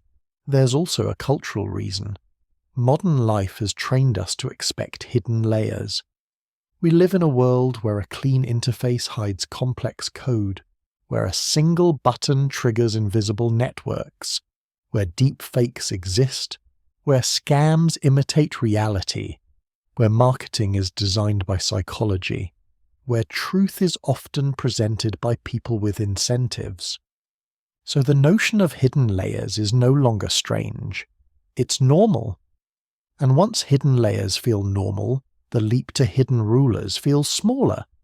The mind says, if so much is hidden, why not the biggest thing? This is especially true when people learn about real secrecy, real surveillance programs, real cover-ups, real manipulations in history. Those are real, documented human behaviors. And when the mind encounters real examples of deception, it can begin to generalize. If it happened once, it happens everywhere. The brain, trying to protect you, becomes suspicious by default. Suspicion, like any habit, can grow, and then the reptilian myth arrives like an extreme version of that habit. The ultimate deception, the ultimate hidden layer, the ultimate mask. It is deception made flesh. Now a softer point. There's something almost mythological in how the reptilian narrative frames power. It echoes old stories of dragons guarding treasure, serpents tempting or testing, underworld kings, hidden creatures in royal courts. These stories exist because power has always felt distant, and distance breeds projection. When you don't know the ruler personally, the ruler becomes a symbol, a villain, a saint, a monster, a savior. So the reptilian story is partly a dream the population has about leadership as predator. And even if that dream is not literally true, it can still be emotionally honest about one common experience, being harmed by decisions you didn't make. So here is the calmest way to understand why this myth spreads, without feeding it. It spreads because it tries to solve a real feeling with an unreal explanation. The feeling, I don't trust the world. The feeling, I don't feel safe in the systems around me. The feeling, I can't tell who's lying. The feeling, nobody seems accountable. The feeling of the people in charge don't act like people.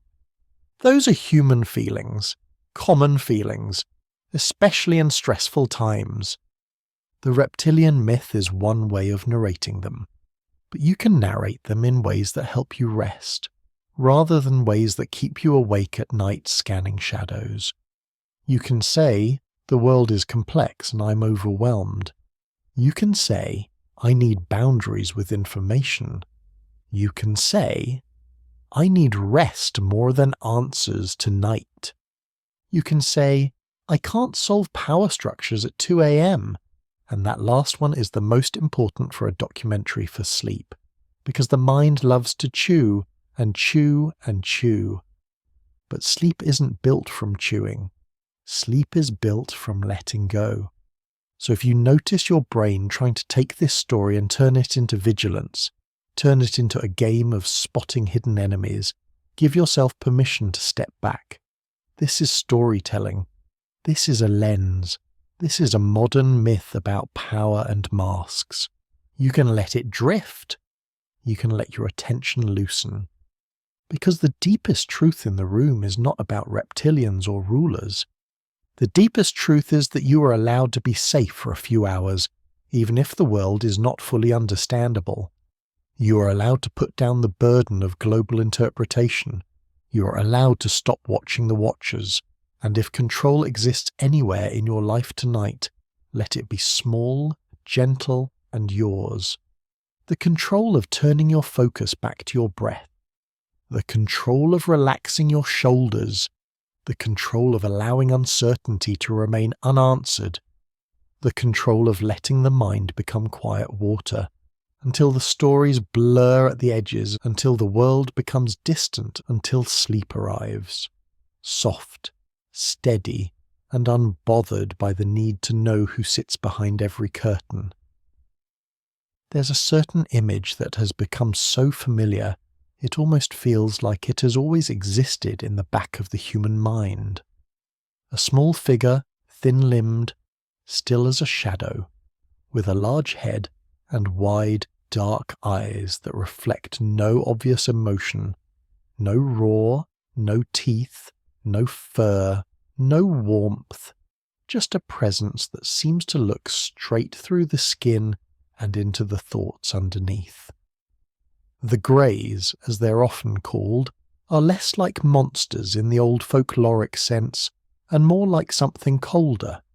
Observers, technicians, collectors, researchers. And whether you treat them as literal beings, cultural symbols, or dream figures that emerge from modern anxieties, they occupy a very specific emotional territory. Because the Grey is not a predator, you can fight. The Grey, in the story, doesn't chase you through the woods. It doesn't snarl. It doesn't smash doors down in rage. It doesn't even seem particularly interested in human drama. Instead, it behaves like a scientist behaves around a specimen. Calm, precise, detached. Like someone wearing gloves, not because they hate you, but because they don't want to contaminate the process. That is why, in many accounts and in much of the mythology, the control connected to Greys feels different from the reptilian idea. It doesn't feel like domination through raw power. It feels like control through procedure. A bright room, a table, instruments that aren't explained. A sensation of being unable to move. A sense of memory that arrives in fragments, like a dream you remember out of order, with certain images too sharp and other parts missing entirely. And perhaps the most haunting element of all, the feeling of being handled without hatred. When humans tell stories about violent villains, those villains make sense to us. Anger, greed, revenge. These are human motives we can recognize even if we hate them. But the Grey story is disturbing because the motive often feels unclear. The being's face is unreadable. The actions are purposeful but not explained. And when there is no known motive, the mind has nothing to negotiate with. It can't plead, it can't bargain, it can't reason.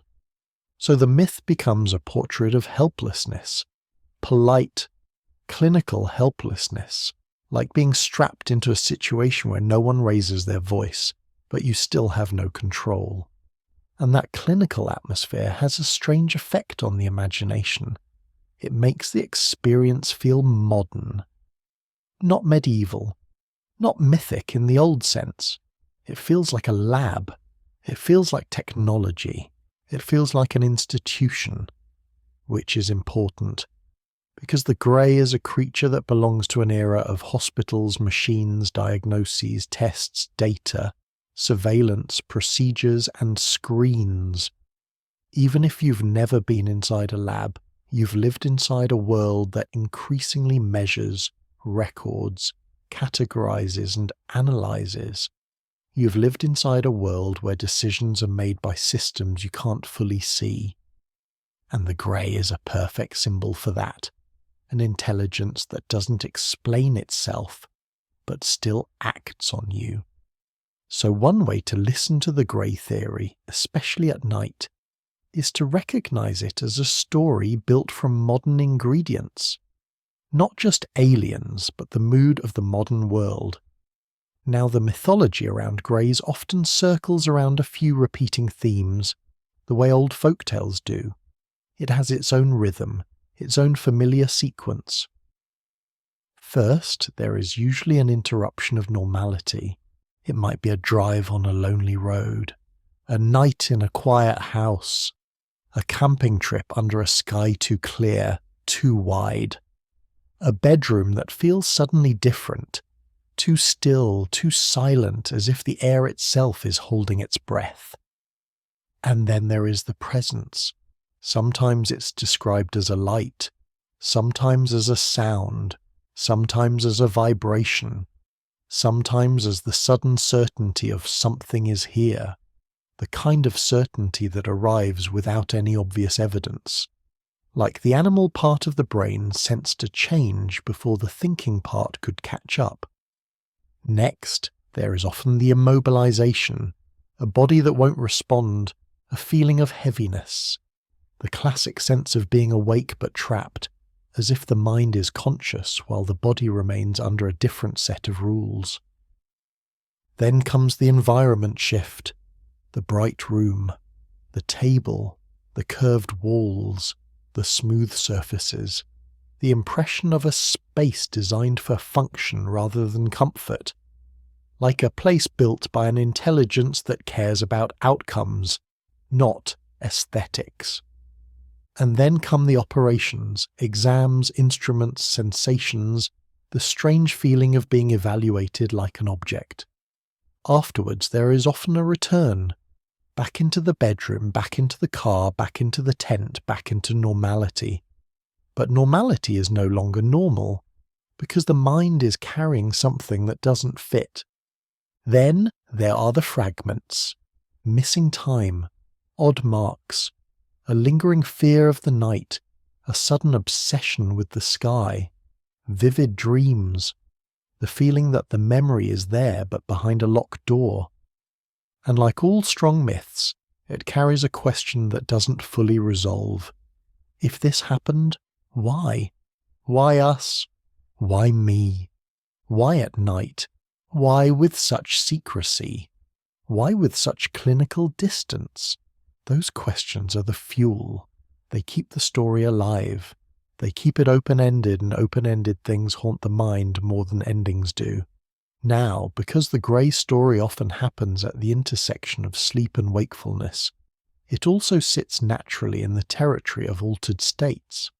This is important, not to dismiss anything people report, but to understand why the grey narrative has the particular dreamlike quality it does, half vivid, half missing, intensely emotional, and yet strangely hard to pin down. Human consciousness is not a light switch, it's more like a dimmer. Most nights you slide up and down that dimmer without noticing. You drift into sleep, you drift out of it, you hover in semicircles of awareness. And in those borderlands the brain can produce experiences that feel absolutely real, because the brain produces all experience, real or imagined, using the same basic tools. At the edge of sleep, the mind can generate a sense of presence. It can generate sound. It can generate light. It can generate touch. It can generate fear so sharp it tastes metallic in the mouth. And it can generate images that appear objective, like you're seeing them with your eyes rather than imagining them. Because to the brain, imagining is a form of seeing. This borderland can also produce sleep paralysis, an experience where the body remains temporarily in a state that prevents movement while the mind becomes aware. People who experience sleep paralysis often report a presence, pressure, a sense of threat, and vivid hallucinations that can include figures in the room. The shapes vary with culture and expectation: demons, witches, shadow men, intruders, and, in modern times, sometimes alien figures. So one grounded way to understand the grey myth is that it may be a modern costume placed on an ancient human experience, the terrifying, vivid vulnerability of waking inside a body that won't move. But even if some accounts can be explained through sleep-related phenomena, that doesn't erase the emotional reality of the experience of the person who lived it. What the body remembers most is not the explanation, it's the sensation of being powerless. And the grey mythology is essentially an elaborate architecture built around that sensation. Now there is another important aspect of the grey story: the role of memory. Memory is not a camera. It is not a perfect archive. It is a living, reconstructive process. Each time you remember something, you rebuild it from fragments.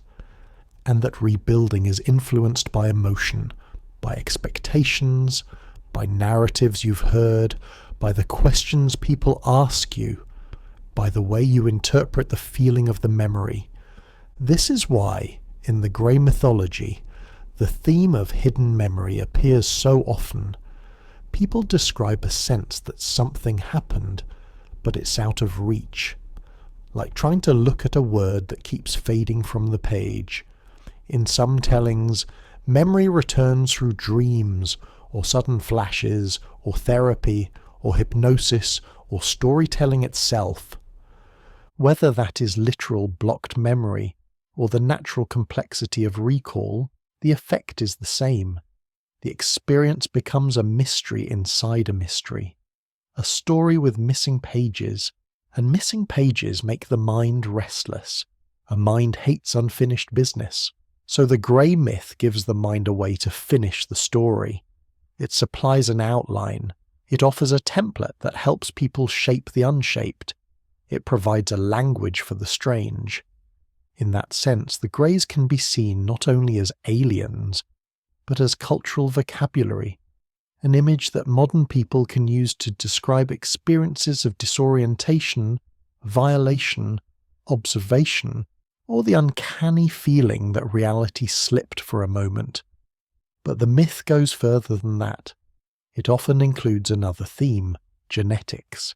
In many versions of the story, the greys are portrayed as deeply interested in human biology, reproduction, hybridization, genetic material, long-term projects involving populations rather than individuals.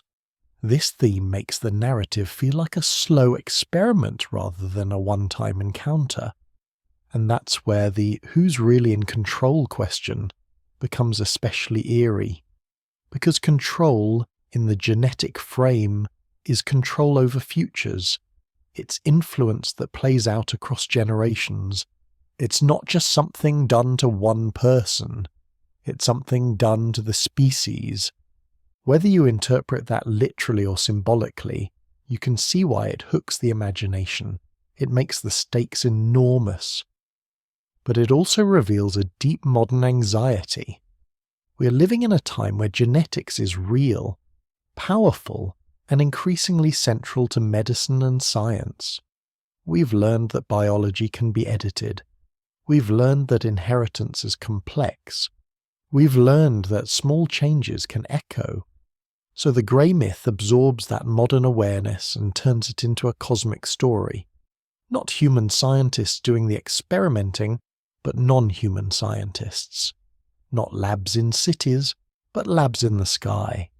Not research funded by grants, but research funded by motives we can't read. It's the same fear, lifted to a higher altitude, the fear of becoming data. Now, if we step back, we can see why greys differ from other alien species myths. Reptilians are often portrayed as political predators, obsessed with dominance. The greys are often portrayed as technical beings, obsessed with process. They don't rule with speeches, they rule with instruments. They don't demand worship. They demand access. The grey, in this collage of modern mythology, is the face of a certain kind of impersonal power. The power that doesn't hate you, but still harms you. The power that doesn't yell, but still takes. The power that doesn't explain, but still acts. And that may be why the grey image fits so neatly into the modern subconscious. Because if you've ever dealt with a system that didn't care about your feelings, an insurance form, a bureaucracy, a faceless decision, an algorithm that rejects you without explanation, you already know what it feels like to be processed. You already know the chill of being a case number, so the grey becomes the ultimate caseworker of the cosmos. Now let's soften the edges again, because we're not here to turn the room into a haunted house. We're here to let the mind wander until it gets sleepy. So imagine the grey not as a literal intruder, but as a symbol the psyche uses to describe the sensation of being watched by the unknown. Sometimes the unknown feels like wonder, the stars, the ocean, the vastness, the beauty. Sometimes the unknown feels like threat, because we can't predict it. The grey is the unknown wearing a face that doesn't mirror our emotions back to us, a face that reminds us intelligence does not automatically mean warmth, and that's a surprisingly important thought. We often assume that advanced beings would be morally advanced too. That knowledge equals kindness. That progress equals compassion. But the grey mythology challenges that comforting assumption. It says maybe intelligence can grow while empathy remains absent. Maybe progress and tenderness are not the same path. That idea is unsettling, but it's also a philosophical caution that works even without aliens. Human history shows that technology can outpace wisdom. Tools can become powerful faster than hearts become wise. So as a story, the greys serve as a warning. Don't worship intelligence alone. Don't confuse capability with goodness. Now let's bring in the most soothing possibility of all, that if there is any truth hidden in these myths, it may be smaller and quieter than people imagine. Not an invasion, not a takeover, not a cosmic conspiracy. Maybe the control is not control at all. Maybe it's observation, and observation, while it can feel intrusive, can also be neutral. If you've ever watched animals in nature, you know the feeling. You're not there to harm them, you're there to witness. But your witnessing still changes them if they notice you. Your eyes still have weight. So perhaps the grey mythology is the human mind's attempt to name a sensation that many people share in modern life. The sensation of being seen, always seen, by cameras, by feeds, by data tracking, by social systems. The sense that privacy is dissolving, that anonymity is shrinking, that the world is becoming a place where you're never entirely alone. In that reading, the greys aren't aliens, they're personified surveillance. They're what surveillance feels like if you turn it into a character. Big dark eyes, unblinking attention, silent presence, clinical interest. No confession, no explanation, no warmth. Just watching. And if that is the symbolic engine of the myth, then we can also find the symbolic antidote. The antidote is to choose, at least for the night, a place where your body feels unobserved. A place where no one expects anything. A place where the only witness is the quiet. Because sleep is not a performance. Sleep is not a profile. Sleep is not content. Sleep is the one thing you do that can't be optimized without losing its essence. In sleep, you leave the social world behind. You leave the watching world behind. You leave the measured world behind. So as this grey imagery drifts by, bright rooms, distant intelligence, wide eyes, let it fade into something softer, like a slow dissolve in a film. Imagine the bright room dimming. Imagine the instruments becoming indistinct. Imagine the sharp fear becoming just a distant echo of adrenaline that your body no longer needs. Imagine the eyes becoming stars again, points of light that don't demand anything, that simply exist. Because the sky can be a place of dread if the mind fills it with watchers. But the sky can also be a place of comfort if you remember what it truly is. Vast, silent and indifferent in a way that can actually be merciful. Indifference means you are not being judged by the cosmos. It means you can rest without an audience. And if your thoughts try to pull you back into the scary version, if you feel your mind tightening, searching the corners, bring it back to the simplest real sensation you have. The rise of your chest, the fall of your chest, the weight of the pillow, the warmth of the blanket. These are the most honest facts in the room.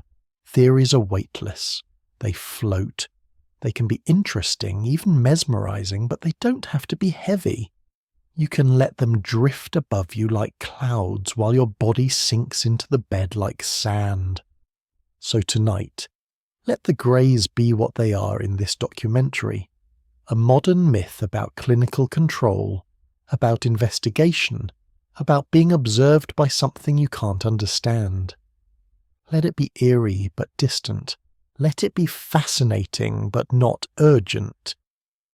Let it be a story you can listen to with half your mind while the other half quietly powers down, like lights going off one by one in a calm house. And if the idea of being watched ever makes you feel small, remember, small is not the same as unsafe. A child feels small in a warm room. A leaf is small in a quiet forest.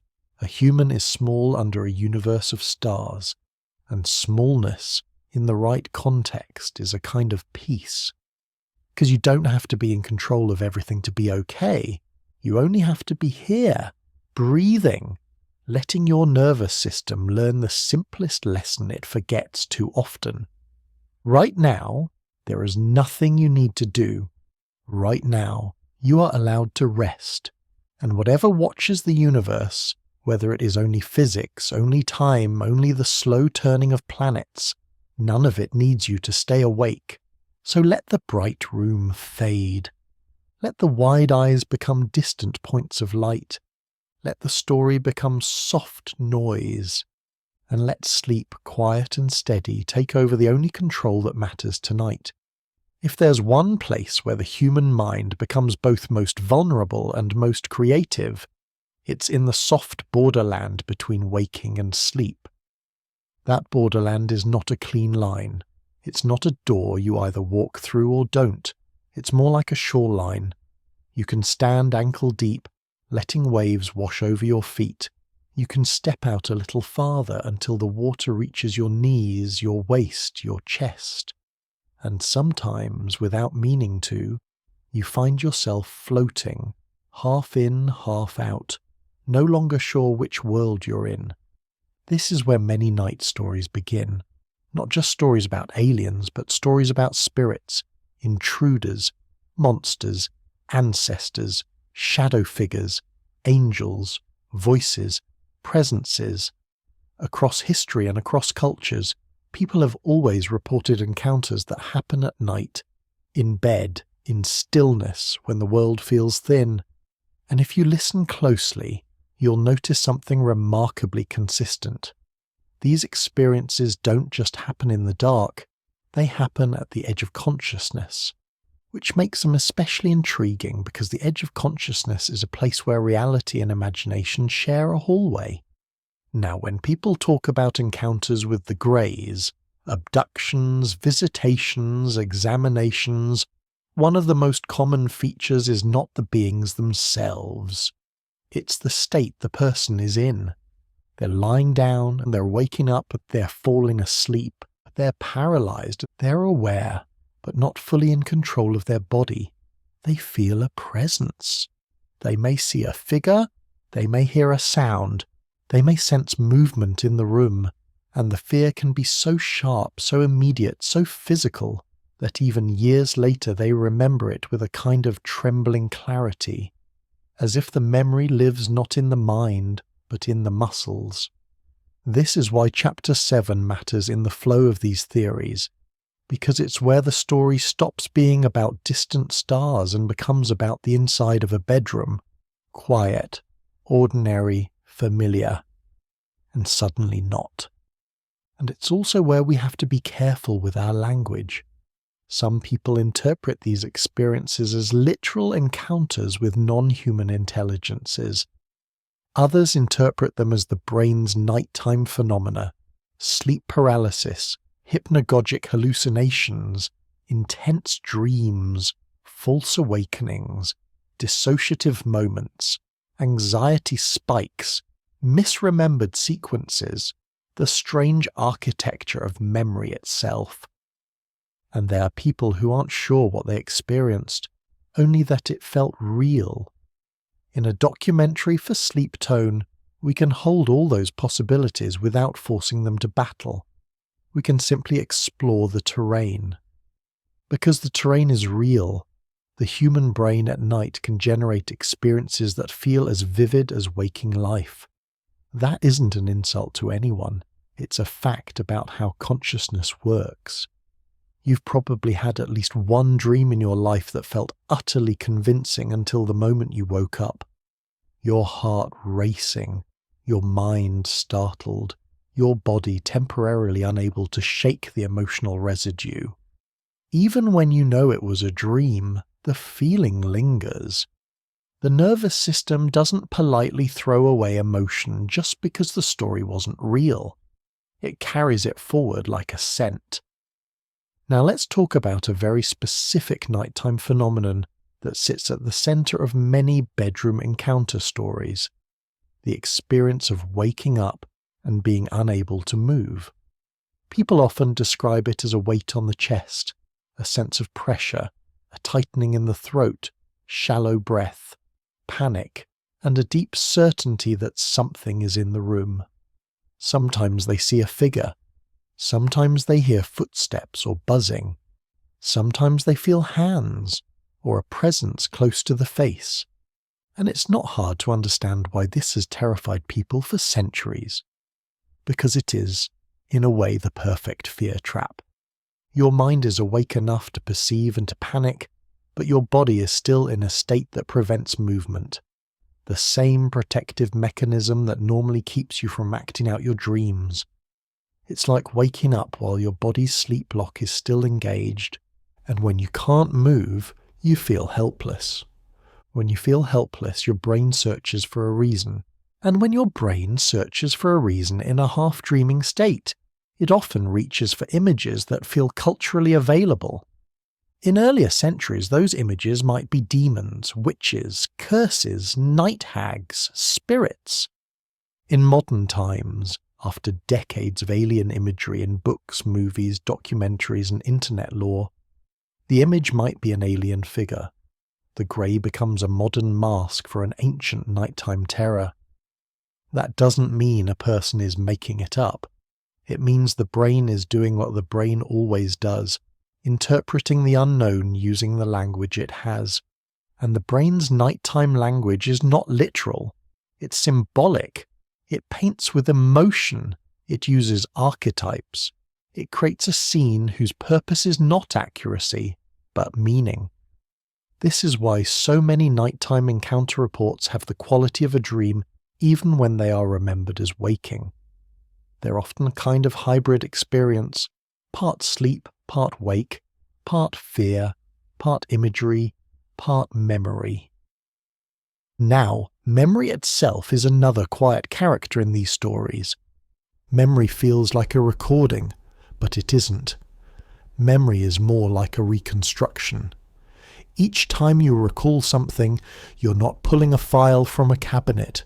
You're rebuilding a scene from fragments, sensations, emotions, images, assumptions, and whatever story your mind developed to explain the event.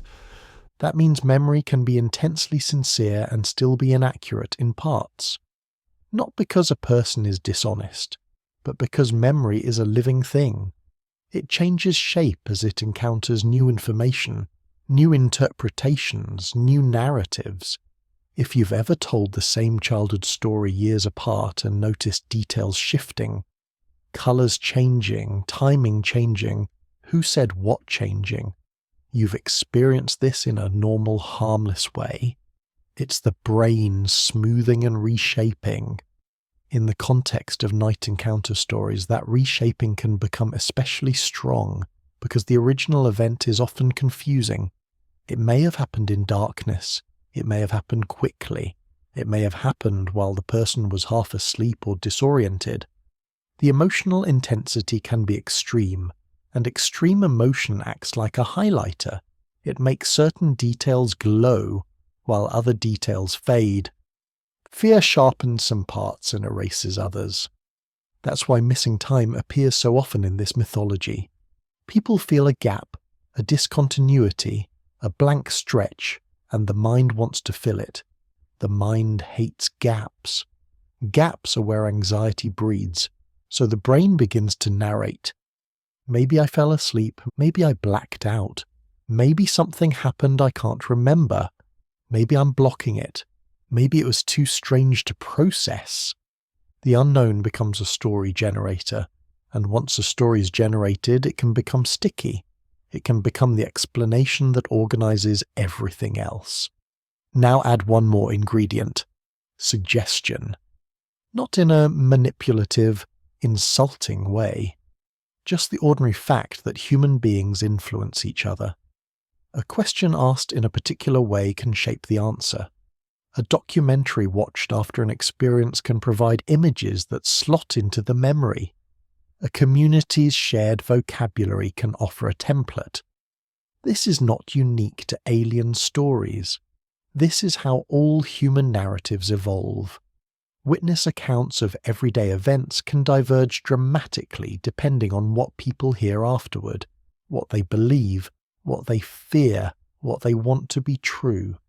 So the night stories about greys, in many cases, may be built from a mixture of personal experience and cultural imagery, woven together into something that feels coherent after the fact. And the reason this matters is because it changes what control means in these stories. If the greys are literal, control is external, an outside intelligence entering your life. If the greys are symbolic or sleep-related, control is internal. The brain's nighttime machinery producing an experience that seizes your attention and your body. In both cases, the feeling is similar: helplessness. And helplessness is the real center of gravity in these accounts. It's not the spaceship, not the lights, not the table. It's the sensation of being unable to decide what happens next. That sensation is primal.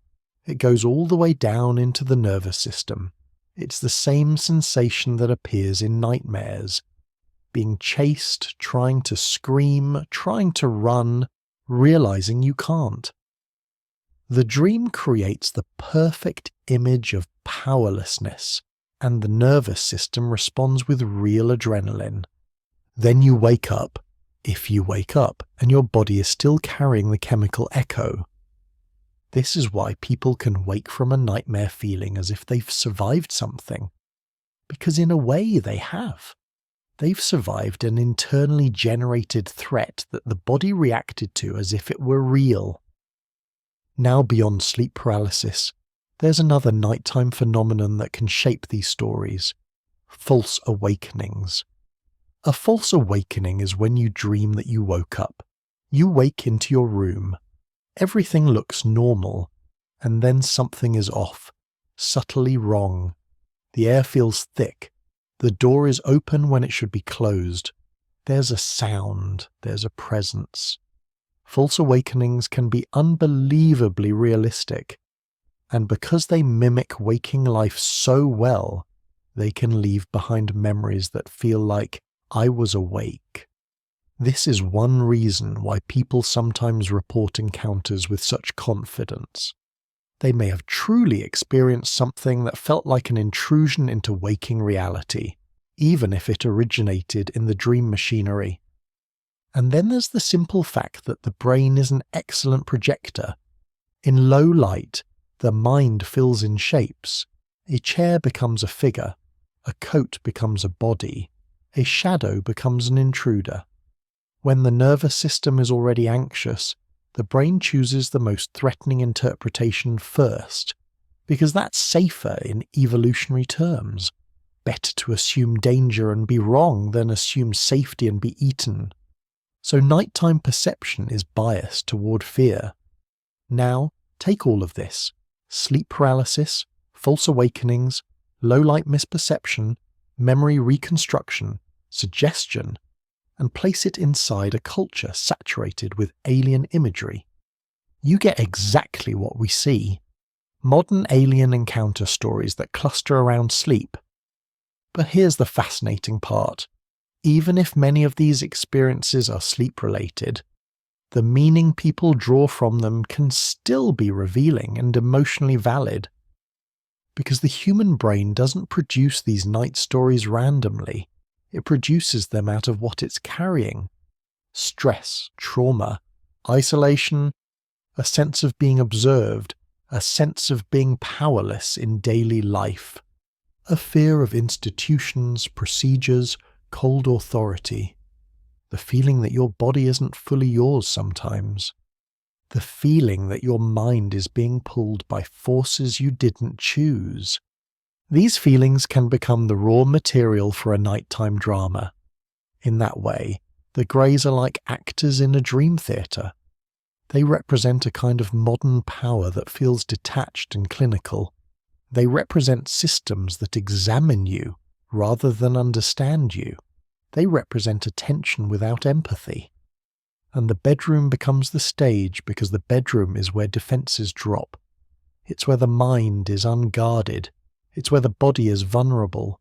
It's where we return each night to the simplest truth. We are animals that must sleep. So the mind in those moments can translate abstract anxieties into literal scenes.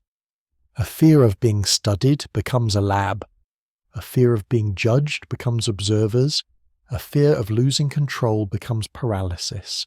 A fear of being processed becomes procedures. And because the brain is a storyteller, it wraps these feelings in images that match the time you live in. In the Middle Ages, your nightmare visitor might have been a demon. In the industrial era, it might have been a ghost. In the digital era, it might be an alien technician. The costume changes. The sensation remains. Now, there's also an important human detail here. The way the mind tries to protect itself after a terrifying, confusing event.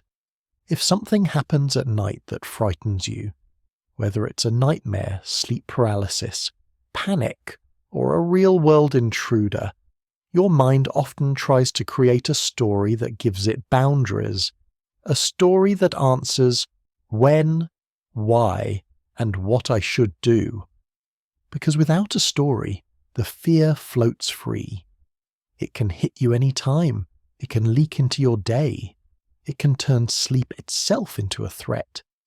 So the mind is motivated to contain the fear. And one containment strategy is to turn the fear into an external agent. Something did this to me. That can feel easier than, my brain did this. Because if your brain did it, then it could happen again without warning.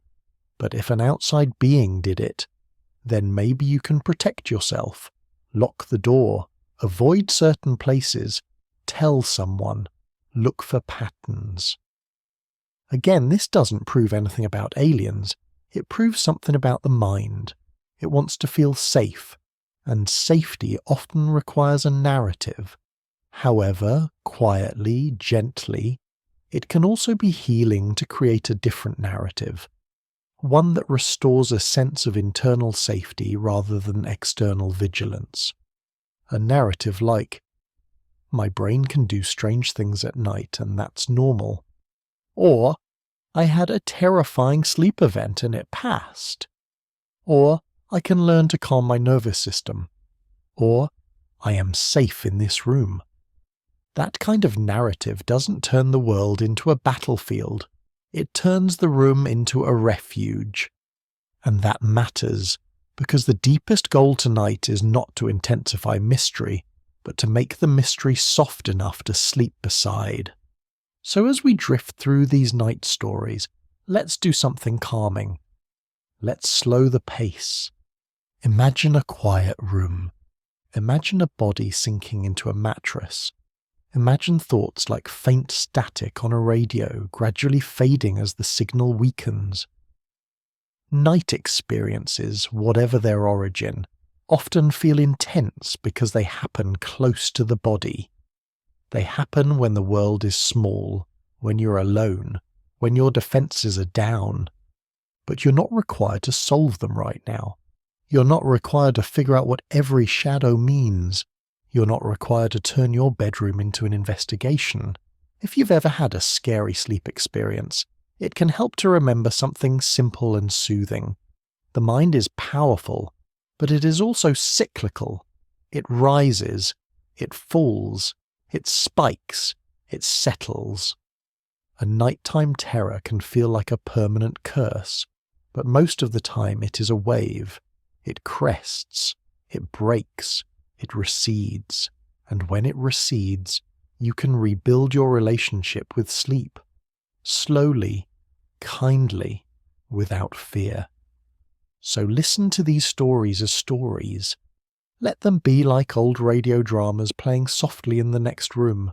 The presence, the paralysis, the bright room, the missing fragments, and then, always, return. Return to the bed. Return to your breath. Return to the gentle fact that you are here now. Because whether the night stories are about aliens or about the brain's dream machinery, or about the way fear sculpts perception, the most important truth is still simple. You don't have to be in control of every mystery to be safe. You only have to let your body remember how to rest. Let your jaw loosen. Let your hands unclench. Let your shoulders drop as if they've been carrying something heavy and finally decided to set it down. And as the mind wanders through the strange and the unknown, through memories, through dream images, through the myths of the night, let it wander the way a candle flame wanders, gently, slowly, without urgency. There is no test tonight, no interrogation, no bright room, only a dim, quiet space where your nervous system can finally stop scanning and start sinking. And if your mind tries to pull you back into the scary questions, what was that? Who was that? Why did I feel it? What if it happens again? You can answer with the calmest phrase a human mind can learn. Not tonight. Not tonight. You don't have to know. Not tonight. You don't have to decide. Not tonight. You don't have to solve the story. Tonight you only have to do what humans have always done beneath the dark sky. Close your eyes, let the world blur at the edges, and let sleep take the wheel. Quietly, patiently, without needing explanations. Imagine for a moment that the silence of the sky isn't emptiness, not abandonment, not proof of loneliness, just distance. Like the way a lighthouse can be visible from far offshore but still feel unreachable from the deck of a small boat. You can see the glow. You can't touch the structure. You can't knock on the door. So the mind fills the gap with stories. Maybe nobody's home. Maybe they're hiding. Maybe they're sleeping. Maybe they're watching. This is where one of the strangest and, in a quiet way, one of the gentlest ideas begins. The possibility that Earth is being observed, not invaded. That the planet is less like a battlefield and more like a preserve, a kind of cosmic nature reserve. The thought has a certain softness to it because it replaces the dramatic fantasy of conquest with something slower and almost patient. The universe, in this view, is not a place where advanced beings rush toward us with flashing lights and loud announcements. Instead, it's a place where they might choose restraint. They might choose to stay back. They might choose a long gaze instead of a sudden arrival. And to many people that feels strangely plausible, not because it's proven, but because it matches how humans behave when we encounter something we consider fragile, rare, or not ready. When scientists want to study an ecosystem, they don't always charge into the middle of it. When conservationists want to protect wildlife, they create boundaries. When we want to watch without harming, we hide, we camouflage, we use quiet tools, we keep our distance. Sometimes we do it out of respect, sometimes out of caution, sometimes out of pure curiosity. And it isn't hard for the imagination to scale that up. If humans can create wildlife preserves, why couldn't something else create a civilization preserve? If we can watch animals grow, struggle, cooperate, and evolve, why wouldn't another intelligence watch us? That is the emotional core of this idea. Observation as a form of non-interference. In this story, control doesn't look like chains. It looks like a fence far away at the edge of the forest, a boundary you rarely see, a boundary you might not even know exists, but a boundary that still shapes what can happen. Because a boundary doesn't need to touch you to influence you. It only needs to define the limits of your world. Now, what could that boundary be? The imagination offers many answers. Maybe it's simply distance, space being too vast, contact being too costly. Maybe it's a deliberate choice. Don't interfere with developing species. Maybe it's ethics. Maybe it's policy. Maybe it's fear of contamination, biological, cultural, psychological. Or maybe, in the most poetic version, the boundary is made of silence itself, the universe's decision to remain quiet until someone reaches a certain maturity. That last version is both unsettling and comforting. Unsettling because it suggests someone is judging our readiness. Comforting because it suggests the silence has meaning. And humans are hungry for meaningful silence. Because meaningless silence feels like being ignored. Meaningful silence feels like waiting. Now, if you sit with this idea for a few quiet breaths, you can feel why it's so soothing for bedtime.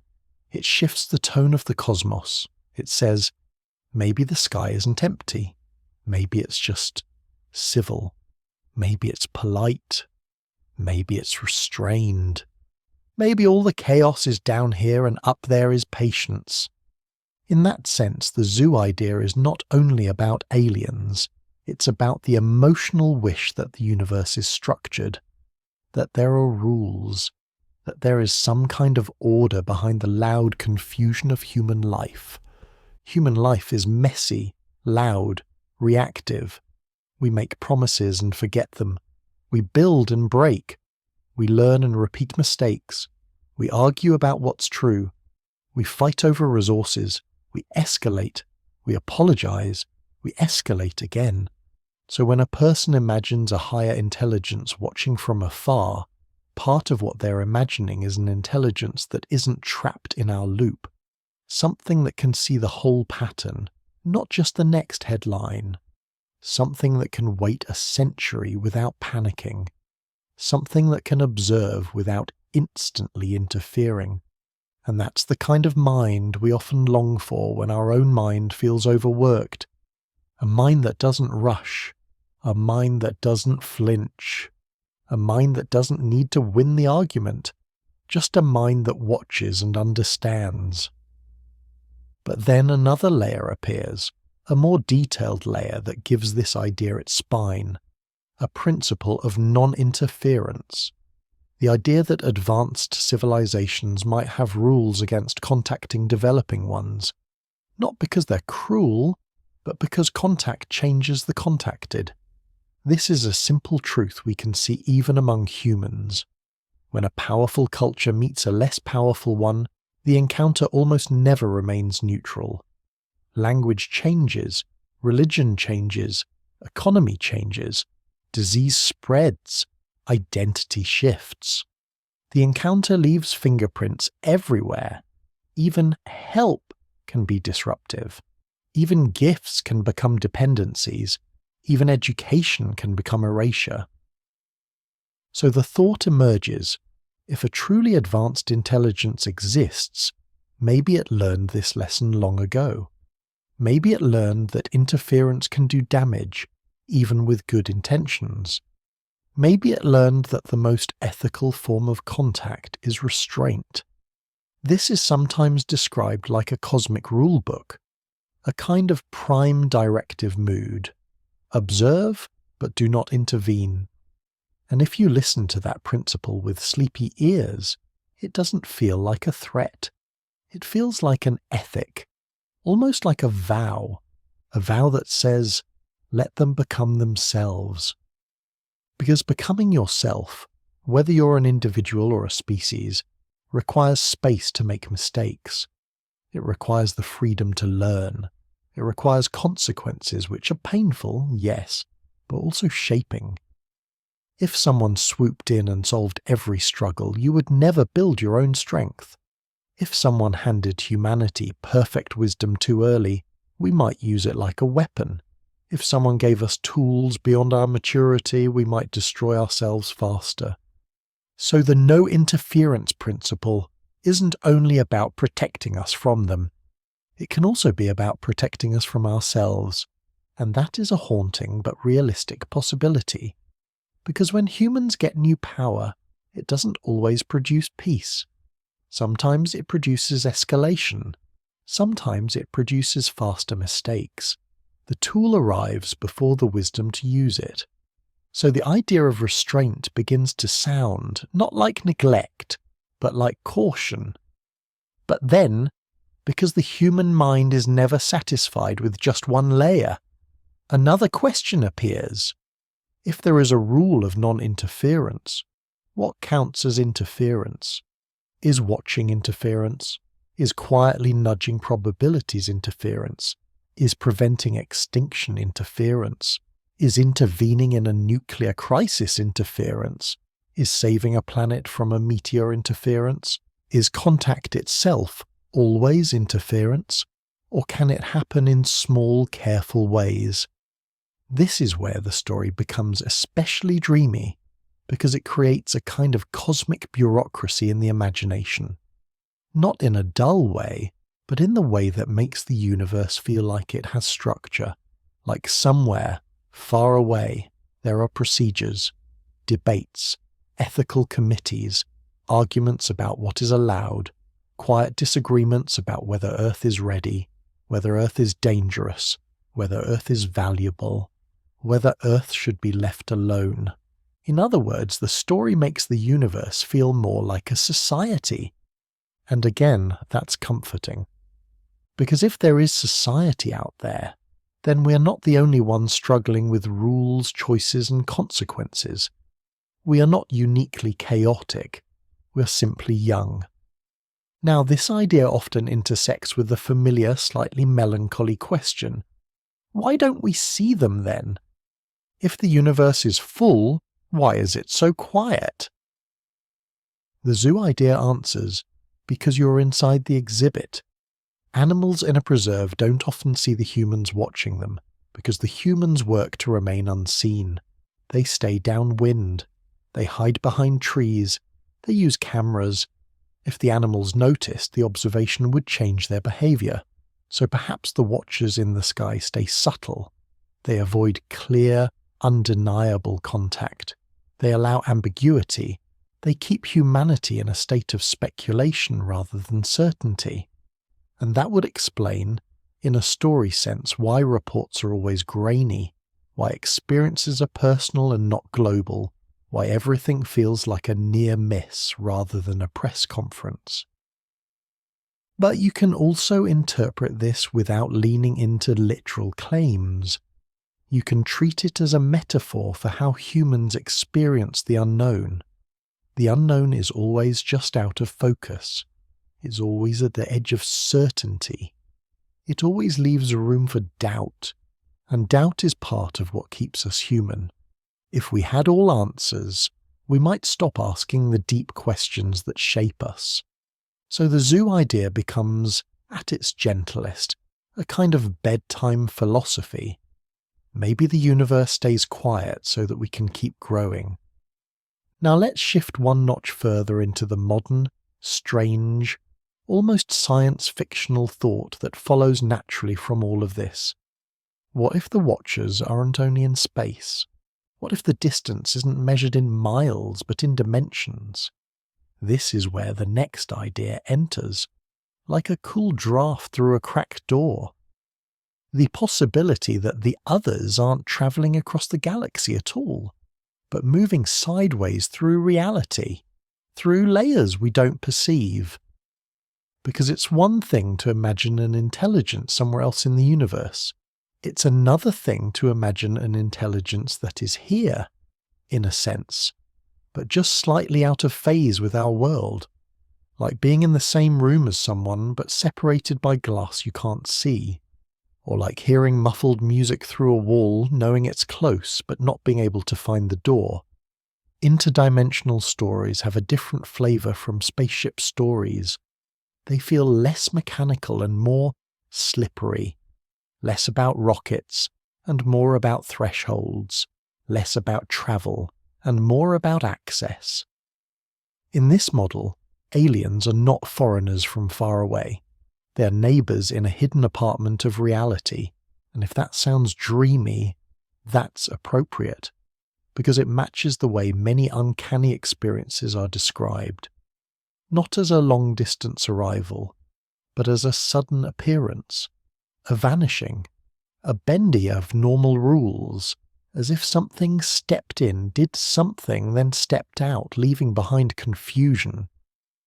That confusion becomes the emotional signature of interdimensional ideas, because if something exists outside our normal sense of space and time, it wouldn't behave like an airplane. It wouldn't leave tire tracks. It might not even leave evidence in the way we expect evidence to be left. So interdimensional theories often appear where ordinary explanations feel insufficient, not because the theory is proven, but because it offers a container for the strange, the sudden, the impossible, the paradoxical. And here, control becomes even more mysterious, because control no longer requires overt power. It requires only access to the underlying architecture of reality. If you can step between layers, you can appear anywhere. If you can move through time differently, you can wait without waiting. If you can interact with consciousness, you might influence without touching. That's the eerie possibility the interdimensional narrative plays with. Influence that looks like coincidence, a nudge to a dream, a whisper to an intuition, a synchronicity that feels too perfect, a fear that arrives for no obvious reason, a pattern that appears like a message. Now it's important to say this gently. In everyday life, coincidences happen. Minds look for meaning, and sometimes they find it even where it isn't. The human brain is so good at connecting dots that it sometimes connects stars into shapes that aren't really there. But the interdimensional story doesn't spread because it's careful. It spreads because it's poetic. It offers a grand explanation for a subset of experiences that feel hard to place, especially experiences that happen internally, like vivid dreams, altered states, intuition, or intense perceptions. It takes the mysterious interior landscape of consciousness and says, maybe consciousness is a doorway. Maybe the mind is not only a receiver, but a place where realities overlap. And that idea is very old, even if the modern language is not. Humans have always suspected that there are unseen layers. We called them spirit worlds, realms, heavens, underworlds, fairy circles. Now we call them dimensions, frequencies, planes of existence. Different clothes, same craving. To understand why reality sometimes feels thicker than it looks. In interdimensional stories, the others often behave like tricksters. Not always malicious, but confusing. Signals are mixed, encounters are inconsistent, messages are symbolic rather than clear. The experience feels like half language, half chaos. And there's a reason for that. If something truly foreign interact with us, we might not be able to interpret it cleanly. We would translate it into our own symbols, the way a dream translates emotion into imagery. So the trickster quality can be understood in two ways. Either the beings are deceptive, or our minds are struggling to render something that doesn't fit our categories. Either way, the result for the person experiencing it is the same: confusion, fascination, and the feeling that the rules of normal life are not as solid as they seem. Now let's connect this back to the earlier, calmer idea of non-interference, because this is where the story becomes especially interesting. If there really were an ethic of don't interfere, then interdimensional contact starts to look like a loophole. Not physical contact, but influence at the level of perception. Not a public landing, but private experiences. Not changing history directly, but changing the way a few people think, dream, or imagine. Tiny ripples that might spread on their own. And you can see why that's appealing as a storyline. It explains why there's no undeniable global revelation, but still leaves a room for personal encounters. But you can also interpret it as a metaphor for how culture changes. No one needs aliens to shift a civilization. Ideas do it. Symbols do it. Dreams do it. Stories do it. A single image can spread through millions of minds and reshape what people value. In that sense, interdimensional influence looks a lot like memetics. Ideas moving through the collective mind, altering behavior without anyone touching anyone. So perhaps the truest version of interdimensional neighbors is simply this.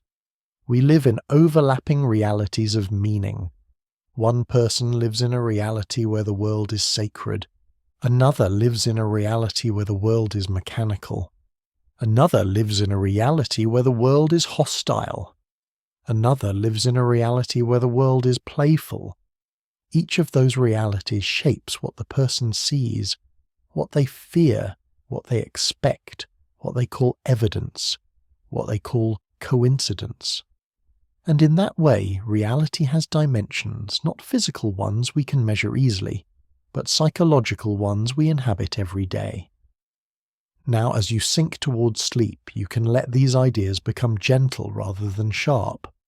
Earth as a preserve, silence as a boundary, non-interference as an ethic, dimensions as hidden hallways, and the question, who's in control, turning softer and softer, until it becomes more like, how much of life is guided, and how much is grown? Because growth is not the same as being controlled. A tree grows because of sunlight, water, gravity, soil, time. Those are influences, yes. But the tree isn't a puppet. It is simply part of an environment with constraints and gifts. So maybe humanity is like that. Influenced by nature, by culture, by technology, by stories, by the past, by the unknown. Not necessarily ruled by a single hand, just shaped by countless pressures and patterns.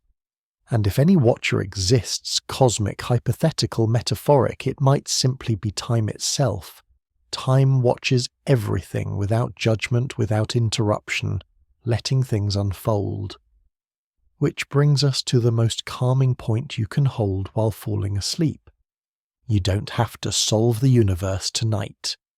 You don't have to decide which theory is true. You don't have to choose between stars and dimensions and silence and rules. You can let all of it remain distant, like far-off lights beyond the horizon. You can let the mind enjoy the mystery without turning it into a threat. Because the only thing you need to do now, the only thing required, is something your body already knows how to do. slow down. Let your breathing become a simple tide.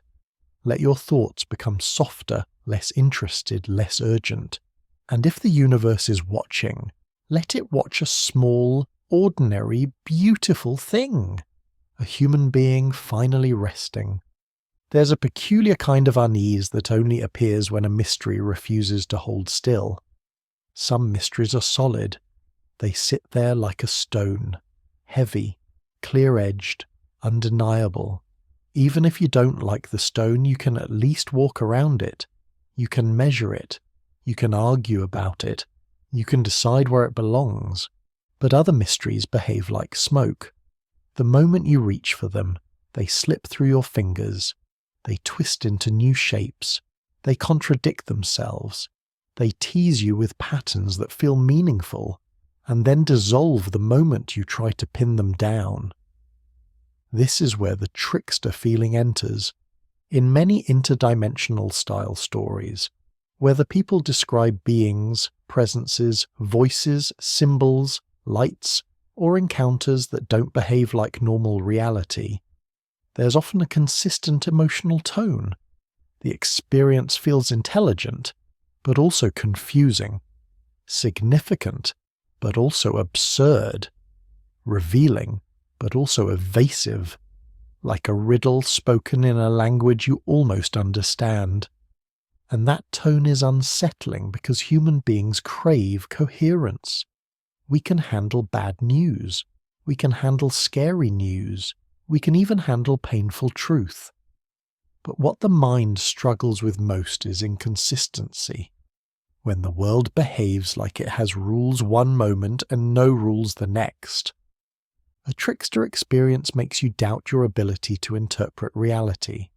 It makes you doubt your senses. It makes you question whether you were manipulated, misunderstood, or simply caught in a mental storm. And that is why the trickster problem is so central to these theories, because it's the point where the story stops being about aliens and becomes about communication itself. How do you understand something that might not think like you? Even among humans, misunderstanding is easy. We share a language and still misread each other daily. We interpret tone wrong. We assume motives. We project fear. We hear what we expect to hear. We fill gaps with stories.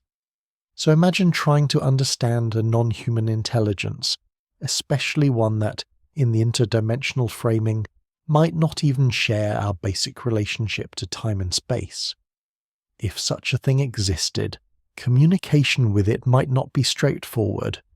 It might not come in English sentences or clear diagrams.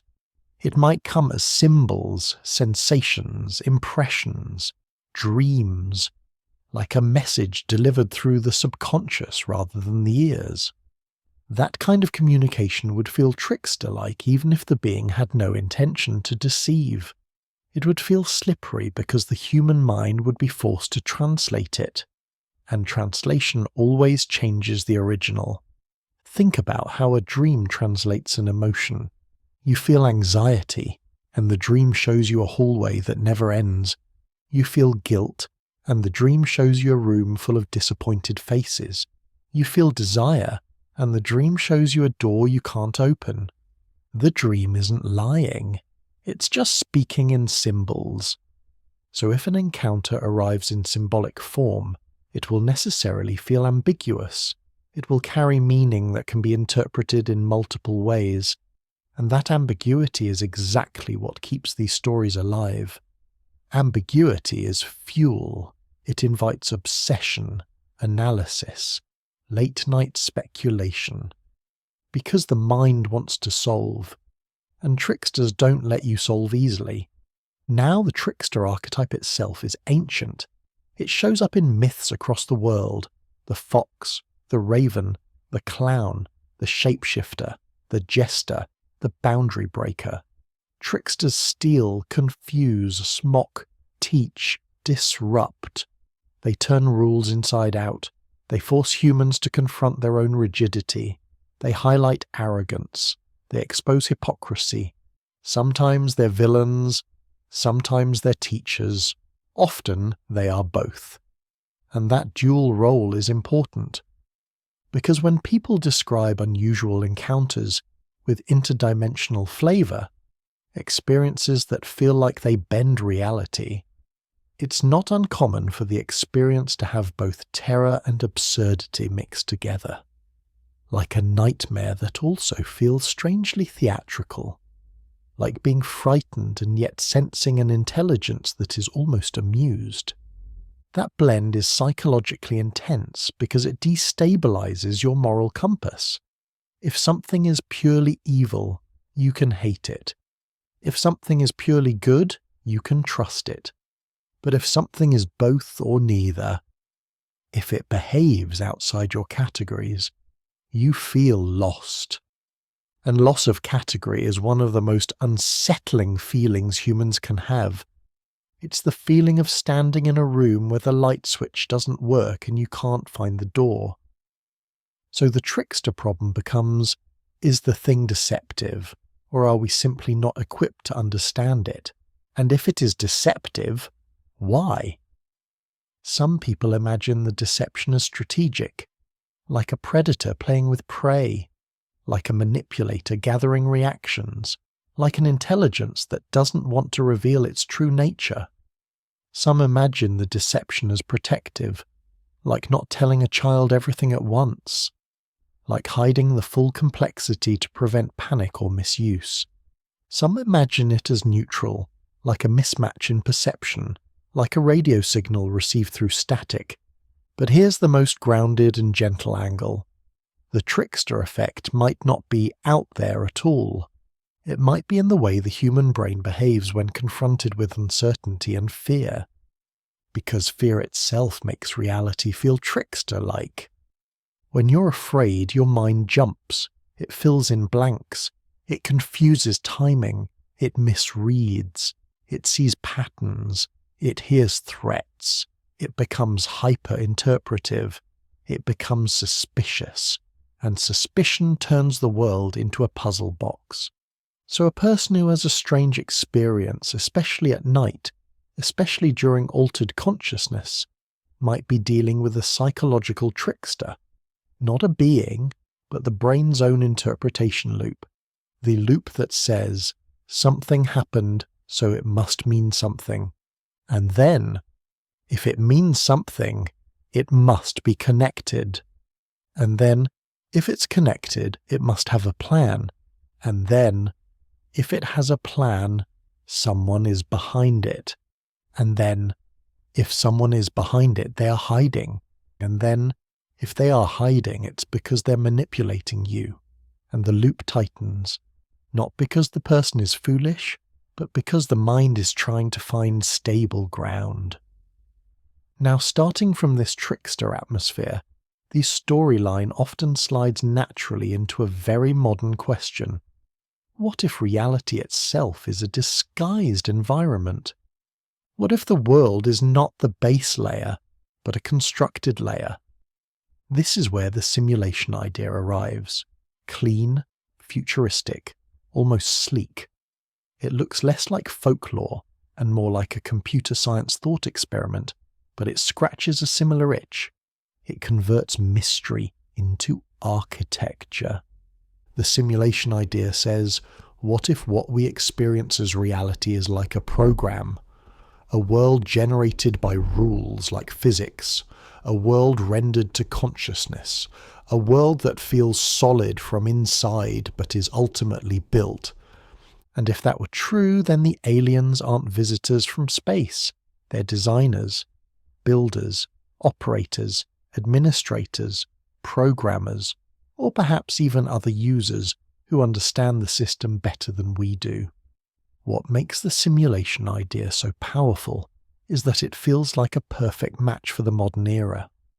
We live surrounded by virtual worlds, games, models, AI-generated images, digital twins, simulations of weather and economies and biology. We're used to the idea that something can be convincingly real while being constructed. So the mind asks, if we can simulate worlds, Could we be inside one? Now notice the emotional difference between aliens from another planet and we're in a simulation. Aliens from Space is still a story about geography. It's about distance you could theoretically cross. It's about ships and travel and location. Simulation is a story about foundations. It's about what reality is. That makes it much more existential, and also oddly more soothing for some minds. Because simulation theory offers something the other theories struggle to offer, a comprehensive frame. Instead of asking who visited, it asks, what kind of place is this? Instead of asking why are they hiding, it asks, what rules are running? And that can feel calming because rules are comforting. Even harsh rules can feel comforting if they're consistent. If life is a simulation, then maybe that explains randomness. Maybe that explains suffering. Maybe that explains coincidences. Maybe that explains why physics is mathematical. Maybe that explains why consciousness is weird. Maybe that explains why the universe can feel finely tuned. You can see why people like it. It's one idea that tries to swallow all the questions at once, but the simulation idea also has a shadow side. It can make life feel unreal, and if life feels unreal, you might feel detached from responsibility, from emotion, from meaning. So the healthiest way to hold it at bedtime is as a thought experiment, not a verdict. Like holding a strange shell to your ear and listening to a story of structure. Now, in the simulation framing, the trickster problem changes shape. It becomes the problem of glitches. A glitch is the modern equivalent of a miracle, or an omen, or a supernatural sign. It's something that breaks the expected behavior of the system. It's a crack in the surface. People who think in simulation terms often reinterpret strange coincidences or anomalies as rendering errors, patches, updates, or bugs. And control becomes a technical thing. Not the control of kings, but the control of code. In this story, the universe is a program, and the controllers are those who can alter the program, which leads naturally to another role, the admin. The administrator is a fascinating modern archetype. It's an ancient god wearing a hoodie. An admin can see what you can't see. An admin can change permissions. An admin can access logs. An admin can reset things. An admin can ban you. An admin can alter the environment without needing to physically appear. If you've ever played a game where moderators have special powers, spawning items, moving players, changing maps, you already understand the emotional vibe. You're inside the world and someone else has the console. That's the simulation version of who's in control. It's not a monster behind the curtain, it's a technician behind the interface. And that is such an interesting reflection of the modern world, because we already live under admin-like structures. Platform moderators, algorithm designers, policymakers, software updates that change how we interact with reality, invisible levers that change your experience without asking your opinion. So simulation theory becomes, in part, a metaphor for modern life, reality shaped by systems you didn't build. But in the pure thought experiment version, this gets even wider. If there is an admin, what is their motive? Are they running an experiment? Are they entertaining themselves? Are they creating a training environment? Are they allowing souls to grow? Are they testing moral choices? Are they studying consciousness? Every motive is possible in imagination, because the admin is a blank screen and humans project onto blank screens. A hopeful person imagines a school. A fearful person imagines a cage. A cynical person imagines a game. A spiritual person imagines a test. A traumatized person imagines a trap. The idea doesn't come with motive built in. Motive arrives from the listener. And that's important because it means the simulation myth reveals more about the human heart than about the universe. Now, the admin myth also includes a very modern kind of anxiety, the fear that your life can be reset or edited without your consent. In older times, people feared gods who could punish them. That fear came from moral systems and natural disasters. Now, people fear systems that can erase them, accounts deleted, histories rewritten, reputations destroyed, access removed. So the admin becomes a symbol for that. A being with the power to change your reality with a decision you never witness. And in the deepest version of the myth, the fear becomes, what if the admin can alter your memories? What if the admin can change the past? What if the admin can rerun timelines? What if déjà vu is a relic of a reset? What if the feeling of I've been here before is the mind catching a glimpse of a previous loop? These are deliciously eerie ideas, and they spread because they sound like they fit certain experiences, déjà vu, coincidences, sudden shifts of circumstance, but they also spread because they feel like a modern equivalent of fate. In older myth, fate is woven by unseen powers. In simulation myth, fate is coded. Different metaphor, same ache. The sense that life is guided by something you can't fully touch. Now let's soften this, because bedtime doesn't need existential vertigo. If you hold the simulation idea too tightly, it can make you feel like you're floating above your life instead of living it. So instead, let's treat it like a calming image. Reality as a structured dream. Not a fake dream, just a dream in the sense that it is ordered, patterned, and not fully understood. When you dream at night, the world feels real while you're inside it. You feel emotions, you make choices, you experience beauty and fear and confusion. Then you wake, and you realize the dream was constructed by your mind. But the emotions were still yours. The meanings you felt were still real. And perhaps that's the most comforting lesson you can borrow from simulation thought experiments. Even if reality were constructed in some grand way, your experiences still matter. Your kindness still matters. Your rest still matters. Your breath still matters. A simulated sunset would still be beautiful. A simulated hug would still feel warm. A simulated night would still be a place where sleep does its gentle work. So the admin myth, at its most soothing, doesn't have to make you anxious. It can simply make you humble. It can remind you that you don't have privileged access to the control panel, and that's okay. Most of life has always been lived without privileged access. We were never meant to control everything. We were meant to live, to feel, to learn, to love, to rest. Now let's circle back to the trickster one more time, because there's a connection between trickster experiences and simulation experiences that is easy to miss. Both share a theme, uncertainty about what is real. A trickster makes you doubt the message. A simulation makes you doubt the world. But in both cases, the antidote is the same. Grounding. The simplest facts, the breath, the body, the present moment. Because whatever the metaphysics, your nervous system still lives here.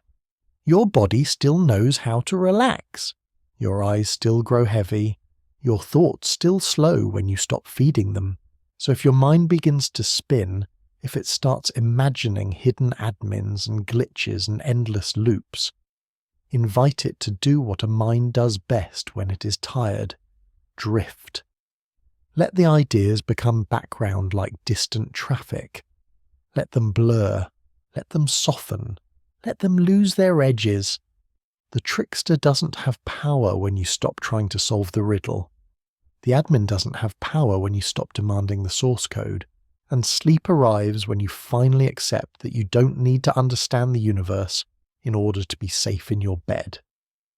So hold these three ideas: trickster ambiguity, simulation structure, admin control, in the gentlest way possible, not as threats, not as truths you must prove, just as stories that reflect modern feelings, the feeling that reality is strange, the feeling that systems are hidden, the feeling that messages are unclear, the feeling that control is distant, the feeling that sometimes life behaves like a riddle. And then slowly let those feelings dissolve, because the only control you need tonight is small and kind. You can choose to unclench your jaw. You can choose to let your shoulders drop. You can choose to forgive yourself for not knowing. You can choose to let mystery remain mystery. And in that quiet surrender, you might notice the most comforting thing of all. Whether the universe is a forest preserve, a dimension maze, or a simulation. Sleep is still the same ancient medicine, arriving without explanation, turning down the lights inside you one by one, until the mind stops asking who is in control, and becomes, at last, wonderfully blank, like a calm screen, dark, silent resting. There's something about the ocean that makes even confident people quieter. Not because it's always violent, most of the time it isn't, but because it's vast in a way that doesn't care about you. The sea doesn't negotiate. It doesn't explain itself. It doesn't soften its edges for human comfort. It simply exists, layer after layer, pressure stacked on pressure, darkness stacked on darkness, holding worlds we don't see and creatures we rarely meet. And that's why, when people start asking the control question, who's really in control, some of them eventually stop looking up. They look down, because the sky is mysterious, yes, but the ocean is mysterious in a more intimate way. The sky feels far. The ocean is here. It touches the shore. It breathes against cities. It hides beneath shipping lanes and beaches and holiday postcards. It's part of daily life, and yet it remains, in so many ways, unseen. So a different alien species theory emerges, one that's less about visitors and more about neighbours. What if the other intelligence isn't from another star? What if it's from Earth? What if it's been here longer than us, living where we can't easily follow, in the deep? It's an idea that fits the mood of the ocean perfectly, because the deep sea already feels alien. It has bioluminescent lights like floating stars. It has creatures whose bodies look like inventions. It has slow, drifting shadows that don't resemble anything on land. And it has one thing humans always struggle with: a place we cannot comfortably inhabit without technology. The deep is a world that resists us. Pressure crushes, cold stings, darkness erases, sound plays tricks, distance becomes strange. So when people imagine a hidden intelligence, the ocean becomes a natural hiding place, not because it proves anything, but because it feels plausible. It's the kind of place a secret could survive, and this theory often takes a few forms.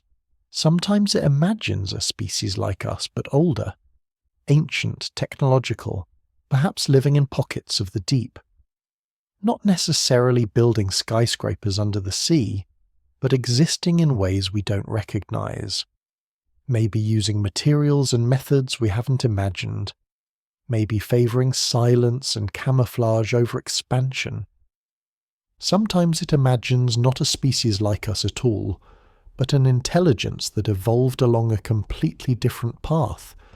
Not hands and fire and tools, but biology and sonar and long memory. The kind of mind that thinks in currents and vibration. The kind of mind that learns slowly over centuries. Sometimes it imagines that the intelligence isn't a single creature, but a network. Something like a living system, an ecology that behaves like a mind when taken as a whole. Distributed, subtle, not located in a single skull. And sometimes it blends with modern mystery, strange lights at sea, underwater anomalies, unexplained reports. Again, not as proof, but as narrative glue. Small sparks that keep the imagination lit. But for bedtime, the best way to approach this is not as a detective story. It's as a thought experiment that uses the ocean's mood to reframe control, because the ocean teaches a particular kind of humility. It shows you what happens when humans are not the default rulers of a space. On land, we dominate with roads, lights, fences, buildings, labels, ownership. In the deep sea, none of that matters. In the deep sea, we are visitors in a hostile environment, dependent on instruments. We can't breathe, we can't see, we can't tolerate the pressure, we can't swim fast, we can't survive long. So when you imagine a homegrown intelligence in that space, it flips the power dynamic in a calm, eerie way. It suggests that there might be realms on our own planet where we are not the apex anything. Not because something is hunting us, but because we simply don't belong there without help. And that alone is a soothing insight in a strange way. It nudges the ego downward. It reminds you that the world is bigger than human arguments, bigger than your day, bigger than whatever you read online this morning. Now, why would an ocean intelligence hide if it existed? Not because it must be hiding in the way criminals hide. It could be hiding the way animals hide.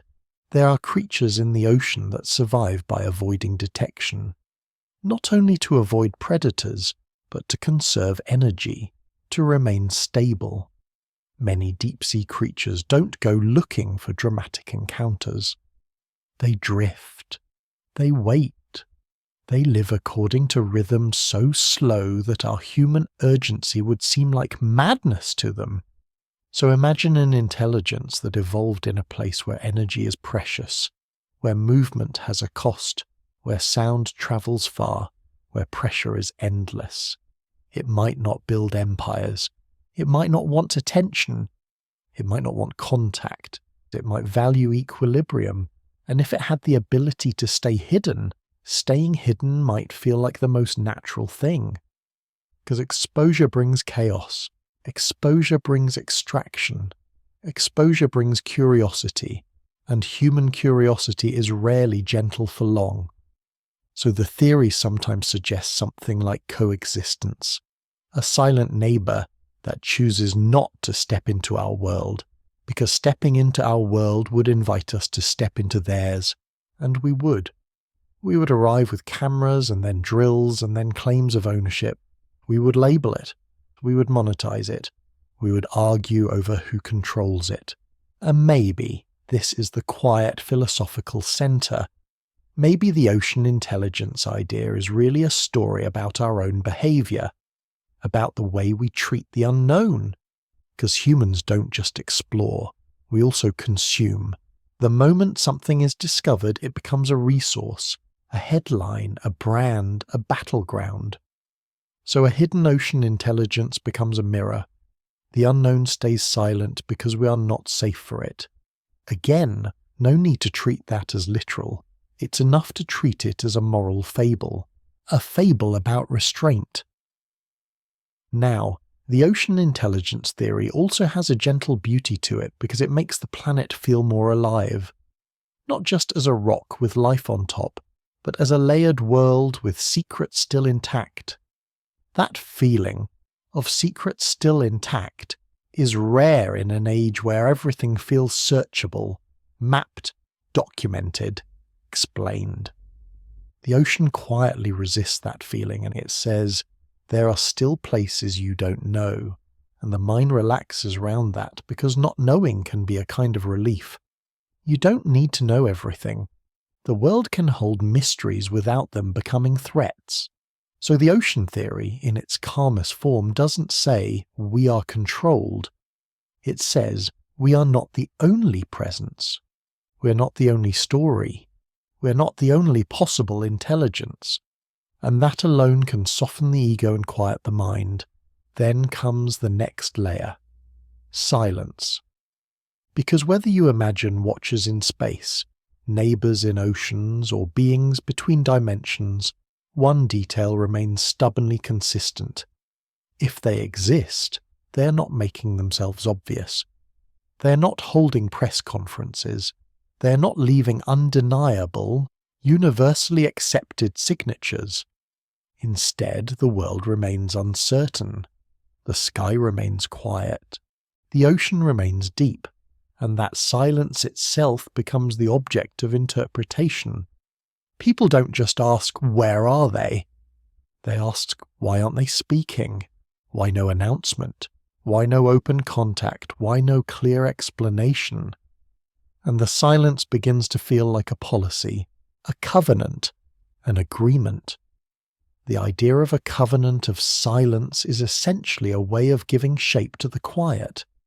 It suggests there's a reason for restraint, that the quiet isn't emptiness but intention. Sometimes the reason is ethical. No interference, no contamination. Sometimes the reason is strategic. Observation without revealing. Sometimes the reason is practical. Contact is difficult, risky, expensive. Sometimes the reason is caution. We are volatile, immature, unpredictable. Sometimes the reason is simply, they don't care enough to talk. But the covenant idea is compelling because it offers the most soothing interpretation of uncertainty. That uncertainty is not a failure of reality, but a feature of it. That the door remains closed not because there is no one on the other side, but because opening it too early would break something. And you can feel how that would comfort a tired mind. Because tired minds don't want chaos, they want rules, they want boundaries, they want a sense that the universe, if it contains power, also contains restraint. Now, what does a covenant of silence look like in human terms? It looks like a wildlife boundary, where you don't disturb a nesting ground. It looks like a quarantine, where you don't expose a vulnerable population to a new pathogen. It looks like a cultural protection rule, where you don't impose your values on another group. It looks like a parent refusing to solve every problem for a child, allowing growth through friction. It looks like an agreement among observers. We watch, but we do not touch. And the word covenant matters because it implies mutual responsibility. It implies that silence is not laziness, it's commitment, it's discipline. In bedtime terms, covenant is a warm word. It sounds like a promise. And that's why some people prefer this framing. It turns the cosmos into something that might be guided by principle rather than appetite. But a covenant of silence also carries a shadow. Because the moment you imagine there is a rule, you also imagine there might be rule breakers. If there is non-interference, then there might be interference. If there is a protected boundary, then there might be poachers. If there is a quiet law, there might be exceptions. So the mind can turn this soothing idea back into fear if it begins to spiral. What if something broke the covenant? What if the strange experiences are the cracks? What if the silence is a cover? This is where it helps to remember why we're here. We're not here to sharpen fear. We're here to explore stories in a way that loosens the mind. So let the covenant of silence be what it is at its most calming, a metaphor for restraint, a metaphor for the idea that not everything is for us. Not every mystery is an invitation. Not every door needs to be opened. Not every unknown must become known. In modern life, this is a surprisingly healing thought, because modern life often feels like it demands constant access, constant answers, constant updates, constant exposure. And the covenant narrative says silence can be sacred, silence can be protection, silence can be respect. Silence can be the space where growth happens without performance. If you're lying in bed, listening, you can almost feel the relief of a universe that doesn't constantly shout. A universe that doesn't flood you with notifications. A universe that doesn't demand your attention. A universe that lets you sleep. Now let's move to the third idea in this cluster, because it takes everything we've been discussing, aliens, control, visitors, silence, and shifts it into an entirely different direction. It asks, what if alien isn't about who controls us, but about where we came from? Not a conspiracy about rulers, but a hypothesis about origins, a more gentle concept, the shared seed. Panspermia is, at heart, the suggestion that life might spread through space, carried by rocks, dust, impacts, or other natural vehicles. The imagery is simple and beautiful. Life is a kind of cosmic pollen, drifting until it finds a place where it can bloom. And even if you don't lean into the technical details, the emotional meaning is clear. If life can travel, then Earth is not a miraculous exception.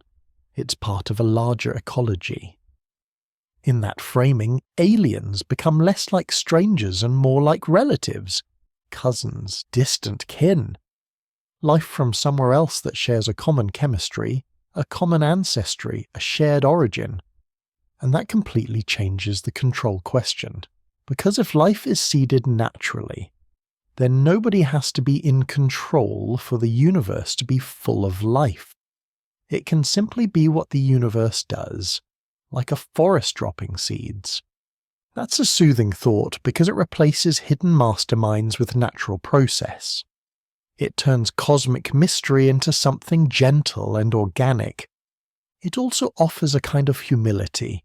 You are not the center, but you're not meaningless either. You are part of a larger pattern. Now, panspermia can be imagined in different intensities. In its mild form, it suggests building blocks, chemistry that forms in space and arrives here, helping life start. In its more dramatic form, it imagines actual microbes hitching rides across interplanetary distances. In its most mythic form, it becomes intentional, a civilization seeding life deliberately, like gardeners spreading a biosphere. But for sleep, the most calming version is the natural one. Life spreads because life persists, because the universe is old and time allows improbable things to happen. In that version, there's no villain and no puppet master. There's only time and transfer and chance and chemistry. So if you've been listening to stories about control, reptilian rulers, grey researchers, hidden watchers, panspermia acts like a deep exhale. It says, maybe there's no conspiracy. Maybe there's only propagation. And that idea has a soft poetic beauty. Imagine the early Earth, not as a mystical stage, but as a young world receiving dust, rocks, impacts, elements. Imagine the oceans forming. Imagine chemistry trying combinations over and over, like a patient musician testing chords. Imagine, somewhere in that vast experimentation, a spark of self-replication catches. And now imagine that, long before Earth, similar processes happened elsewhere. If that's true, then life is not a solitary miracle. It's a repeating motif. Not necessarily common everywhere, but not impossible either. And if life repeats, then intelligence might repeat too, not always. Not in the same shape, not on the same timeline. But perhaps, eventually in some places minds open their eyes, not necessarily to invade, but simply to wonder, just like we do. In that view, the universe is not run by controllers. It is filled with curious beings, each inside their own bubble of perception, each wondering if they're alone. Which means the control question becomes something gentler, not who rules, but who else is out there? And the answer might be, others like us, others who love, others who fear, others who sleep, others who stare at their own night skies and create stories to feel less alone. Now, there's a subtle emotional twist here that matters. If life is shared, then the alien becomes less threatening. It becomes familiar. It might still be dangerous. Nature can be dangerous. but it becomes part of the same family of existence. And that's why panspermia is such a calming chapter in a story like this. It invites connection instead of paranoia. It suggests that the universe might be a place where life is related across distances, not competing for control, but simply existing in parallel. It also offers meaning without a master plan. You can feel connected without being controlled. You can feel part of something vast without imagining a puppet string. That's a rare balance. And if you're lying there, eyes heavy, this is the kind of thought you can fall asleep inside. That your body is made of ancient materials, forged in stars, shaped into life by time. That your mind is a late bloom of cosmic processes, that you are not separate from the universe. You are one of its expressions. And if that is true, then perhaps the need to locate who is in control softens. Because you realize control is not always the right question. Sometimes reality is not a throne room. Sometimes it's a garden. Gardens don't have kings, they have conditions: water, light, soil, time. And life grows within those conditions, sometimes thriving, sometimes struggling, always changing. So maybe the deepest comfort in these three ideas, ocean intelligence, covenant of silence, panspermia, is that they all suggest a universe that can be meaningful without being theatrical. A deep sea that holds mysteries without announcing them. A silence that might be restraint rather than neglect. A cosmos where life might be shared without needing a secret ruler.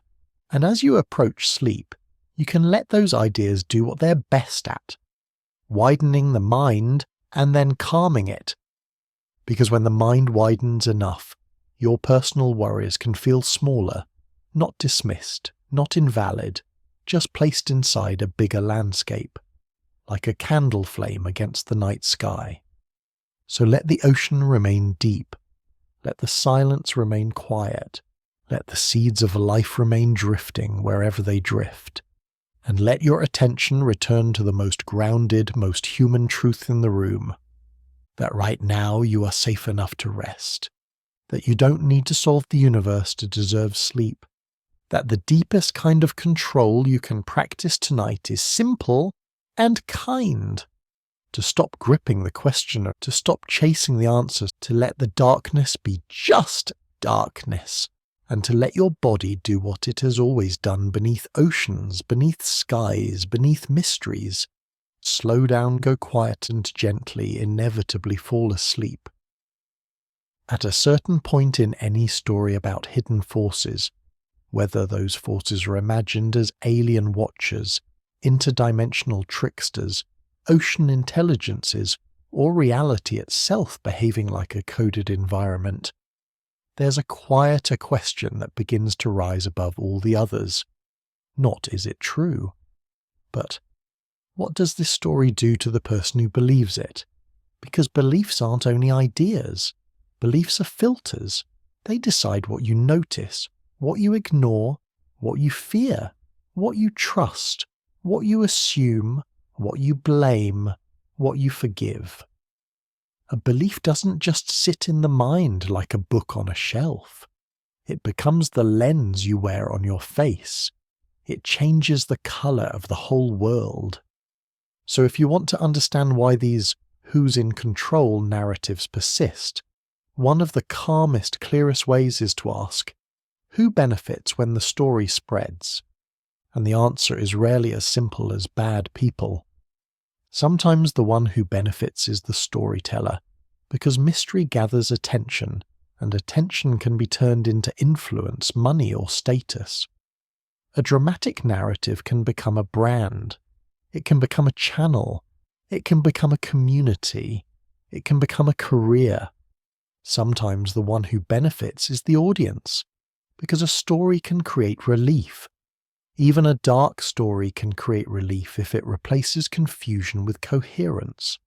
If you've been drowning in the mess of reality, contradictory information, unclear motives, complex systems, then a single narrative thread can feel like a rope thrown into the water. You grab it not because it's perfect, but because it's something. Sometimes the one who benefits is a community, because shared suspicion creates shared identity. People gather around a story and feel less alone. They trade interpretations. They validate each other's intuitions. They become a group bound by a sense of secret knowledge. And for people who feel ignored by society, that can feel like oxygen. Sometimes the one who benefits is your own nervous system. Yes, even your nervous system. Because a story can give fear a shape. When fear is shapeless, it floats, it leaks, it spreads into everything. But when fear gets a face, it becomes containable. You can point at it, you can hate it, you can argue with it, you can plan around it. The catch is that this containment can be a trap. Because if fear is contained inside a story, the story can become addictive. You return to it again and again, not because it makes you happy, but because it keeps fear in a familiar container. A familiar container can feel safer than open chaos. And that's how a narrative about control can become controlling, not because any alien is pulling strings, but because the story starts pulling your attention. The story becomes a kind of gravity. It tells you what to look for: signs, clues, patterns, anomalies, hidden motives. It trains you to scan. It trains you to interpret. It trains you to connect dots. And the mind, once trained to scan, struggles to rest. It becomes a night watchman. But here's a quiet truth that doesn't get said enough. The world already asks too much of your attention. You don't need a myth that asks for even more. So if we're doing a documentary for sleep, we can keep the stories as stories while also protecting the listener. We can say gently, it's okay to be curious. It's not okay to be consumed. Because as soon as these narratives become totalizing, explaining everything, swallowing every counterexample, turning every disagreement into infiltration, they stop being a lens and become a cage. And cages are not good for sleep. Now, beneath all of this, there's another layer that's even calmer and more direct: the human instinct to locate agency. You can call it a bias if you want, but it's more ancient than that. It's how humans survived. We are built to ask, what caused this? And we are built to prefer cause that has intention.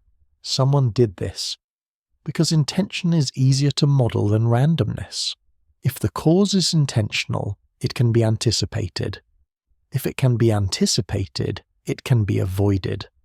If it can be avoided, you survive.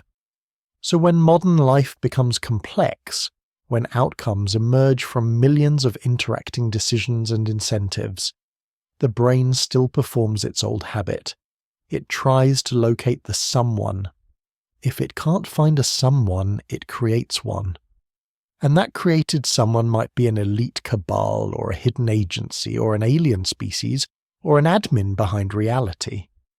In other words, the control stories are not only about aliens, they're about the human need to feel that events are legible.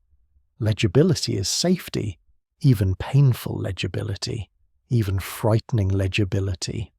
A child who lives in a chaotic home often learns to read tiny signals in adults, because reading signals means predicting danger. That child becomes highly sensitive to patterns, to tone, to shifts in mood, because prediction is protection. On a societal level, when the world feels chaotic, people do something similar. They become sensitive to patterns, to hidden connections, to behind-the-scenes motives. Because if you can predict the chaos, maybe you can protect yourself from it. So, who's in control becomes less like a curiosity and more like a coping strategy. But as with all coping strategies, it has a cost. The cost is vigilance. The cost is tension in the body. The cost is the mind's inability to let a mystery remain a mystery. Because the brain says mysteries are dangerous, and sleep says mysteries can wait. If you've ever tried to fall asleep while your mind is hunting explanations, you know how hard it is. The mind keeps turning the same object, like a key that won't fit in the lock. It keeps trying angle after angle. It keeps insisting, if I can just understand this, I'll be safe. But safety doesn't always come from understanding. Sometimes safety comes from surrendering the need to understand right now. And that surrender is not weakness, it's wisdom. It's the body remembering that it cannot be on duty forever. So we arrive at the deeper point. These stories about control are often born from a real sensation of powerlessness. People feel helpless in systems. People feel unseen. People feel pushed around by reality. People feel like nobody is accountable. And those feelings deserve compassion. They deserve more than mockery, because mockery only creates more isolation, and isolation is where paranoid stories grow. The gentlest response to control stories is not "you're stupid", it makes sense that you want a map. It makes sense that you want to locate power. It makes sense that you want the world to have a driver. It makes sense that you don't like living in fog. But then, softly, be careful what map you choose, because some maps lead you home, and some maps lead you deeper into the woods. Now, let's take the idea one step further, into a place that feels grounding rather than spooky. Not everything that shapes your life is a puppet master. Sometimes it's incentives. Sometimes it's momentum. Sometimes it's culture. Sometimes it's peer pressure. Sometimes it's the accident of what you grew up around. Sometimes it's a habit you didn't notice forming. Sometimes it's simply the fact that you are a body that needs sleep and food and safety and connection. And in that sense, control is not located in a single throne. It's distributed throughout life like weather. Weather is not a villain. Weather is conditions, and conditions shape behavior. When it's cold, you stay indoors. When it's hot, you seek shade. When you're exhausted, you make different choices than when you're rested. So if you want the most honest version of the control question, it might sound like this. What conditions are shaping me? What conditions are shaping us? And that question is calmer, because conditions can sometimes be adjusted. Not always, but sometimes. You can't control the entire climate, but you can close a window. You can't control the whole ocean, but you can learn to swim better. You can't control the full system, but you can place your attention carefully, like a candle in the dark. Which brings us to a very quiet and practical truth. In the modern world, attention is one of the primary currencies of control. Where your attention goes, your life goes. If a story takes your attention every day, it becomes your world. That doesn't mean your world is true. It means your world is what you're feeding. So a lot of hidden controller narratives can be seen as attention traps. They keep the mind returning. There's more to uncover, more dots to connect, more secrets to reveal, more enemies to expose. The story is never finished, because a finished story would stop generating attention. And for sleep, a never-finished story is poison. Sleep needs something complete. It needs a soft ending. It needs permission to stop. So if you feel your mind gripping these theories too tightly, you're allowed to do something that feels almost rebellious in a world of endless content. You're allowed to stop consuming the mystery. You're allowed to stop scanning. You're allowed to let the universe remain unresolved. Now, as we drift toward the final stretch of the story, there's a delicate shift. The final chapters aren't about new theories anymore. They're about what happens when you step back from the theories and look at the pattern of why they exist. Because alien control narratives at their core do something simple. They externalize the feeling of being controlled. And that feeling, Again, whether or not any of the stories are literally true is widespread. People feel controlled by the economy, controlled by algorithms, controlled by social expectations, controlled by their own habits, controlled by scarcity, rent, time pressure, comparison, fear, controlled by the invisible rules of modern life.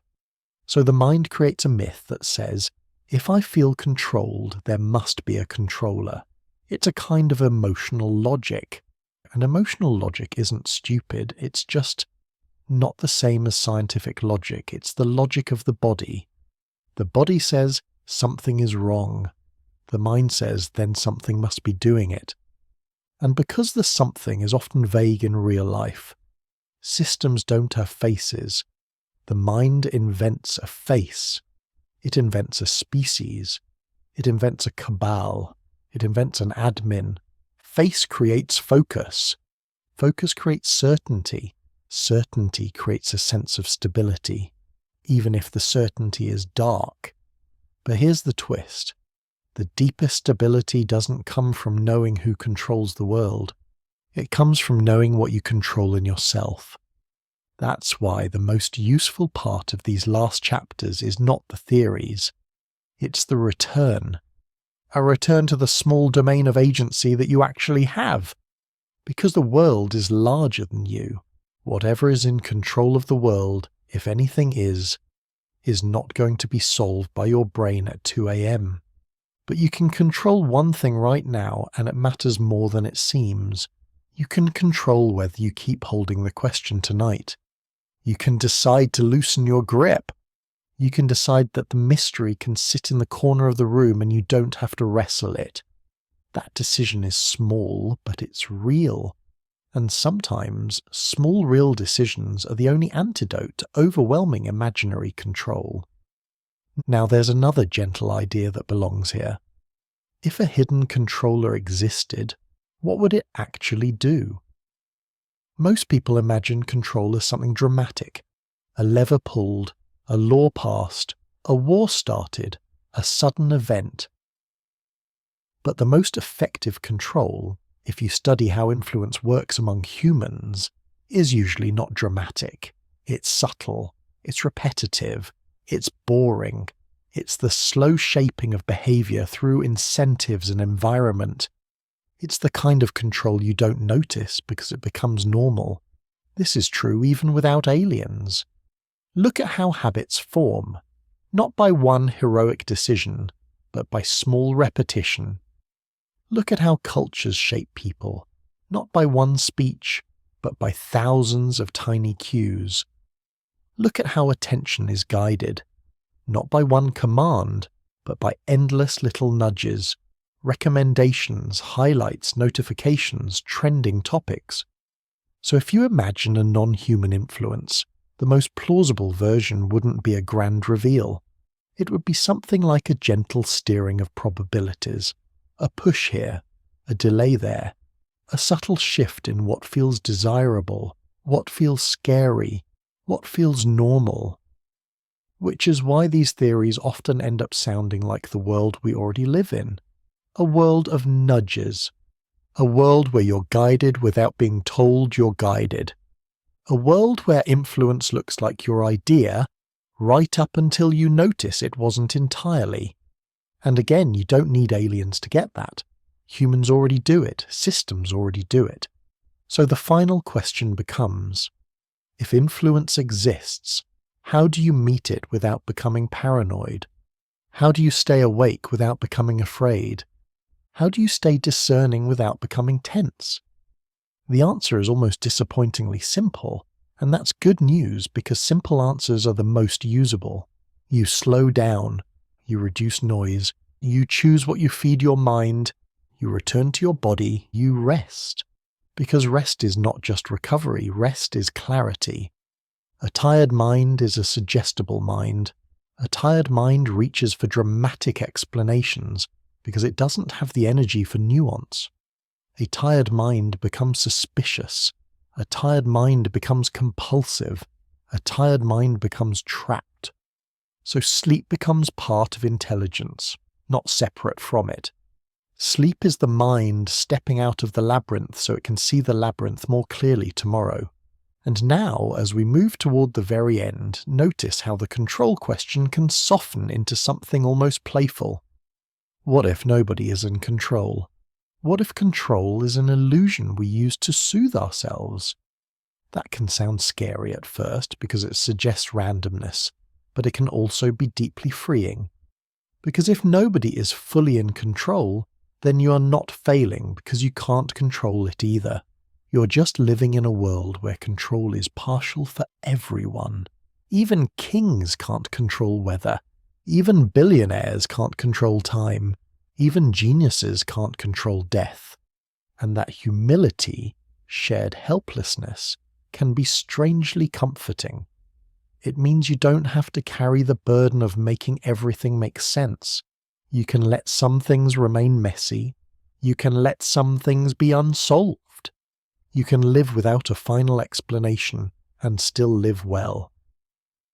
That is a mature form of security, the ability to tolerate uncertainty. And this is where the last stretch of the story lands softly, like a blanket settling. We've drifted through theories that imagine control as hidden rulers, hidden researchers, hidden watchers, hidden admins, hidden neighbors, hidden origins. They're all different costumes, but the same emotional spine runs through them. The desire to know where power lives. And now the gentle ending is to bring power back to the only place you can actually hold it. Back to your attention, back to your breath, back to the present moment, back to the small boundary of your own body. In that boundary, you can do one simple thing that is both ordinary and profound. You can stop searching. You can stop interpreting. You can stop scanning the ceiling of the world for invisible hands. Not because you are giving up, but because you are choosing a better timing. Sleep is not denial. Sleep is strategy. Tomorrow will still exist. Mysteries will still be there. But you will face them with a rested mind, a softer nervous system, a clearer heart. So let the cosmic questions become background stars, pretty, distant, not urgent. If you feel fear, let it melt into curiosity. If you feel curiosity, let it melt into boredom. If you feel boredom, let it melt into drowsiness. And if you feel drowsiness, let it do what it naturally does, pull you under. Because if anyone is really in control tonight, let it be that simple biological tide that has carried humans into sleep since before history had words. Let it be the quiet intelligence of your body shutting down unnecessary systems. Let it be the lowering of your breath. Let it be the heaviness in your limbs. Let it be the soft blankness that arrives when you stop feeding the mind new puzzles. In the end, the most peaceful conclusion is not a revelation. It's a release. Not, now I know, but now I can rest. And as you rest, you can hold just one final thought, simple enough to carry without effort. Whatever runs the world, systems, chance, hidden hands, nothing at all, none of it needs you to stay awake. The universe will continue.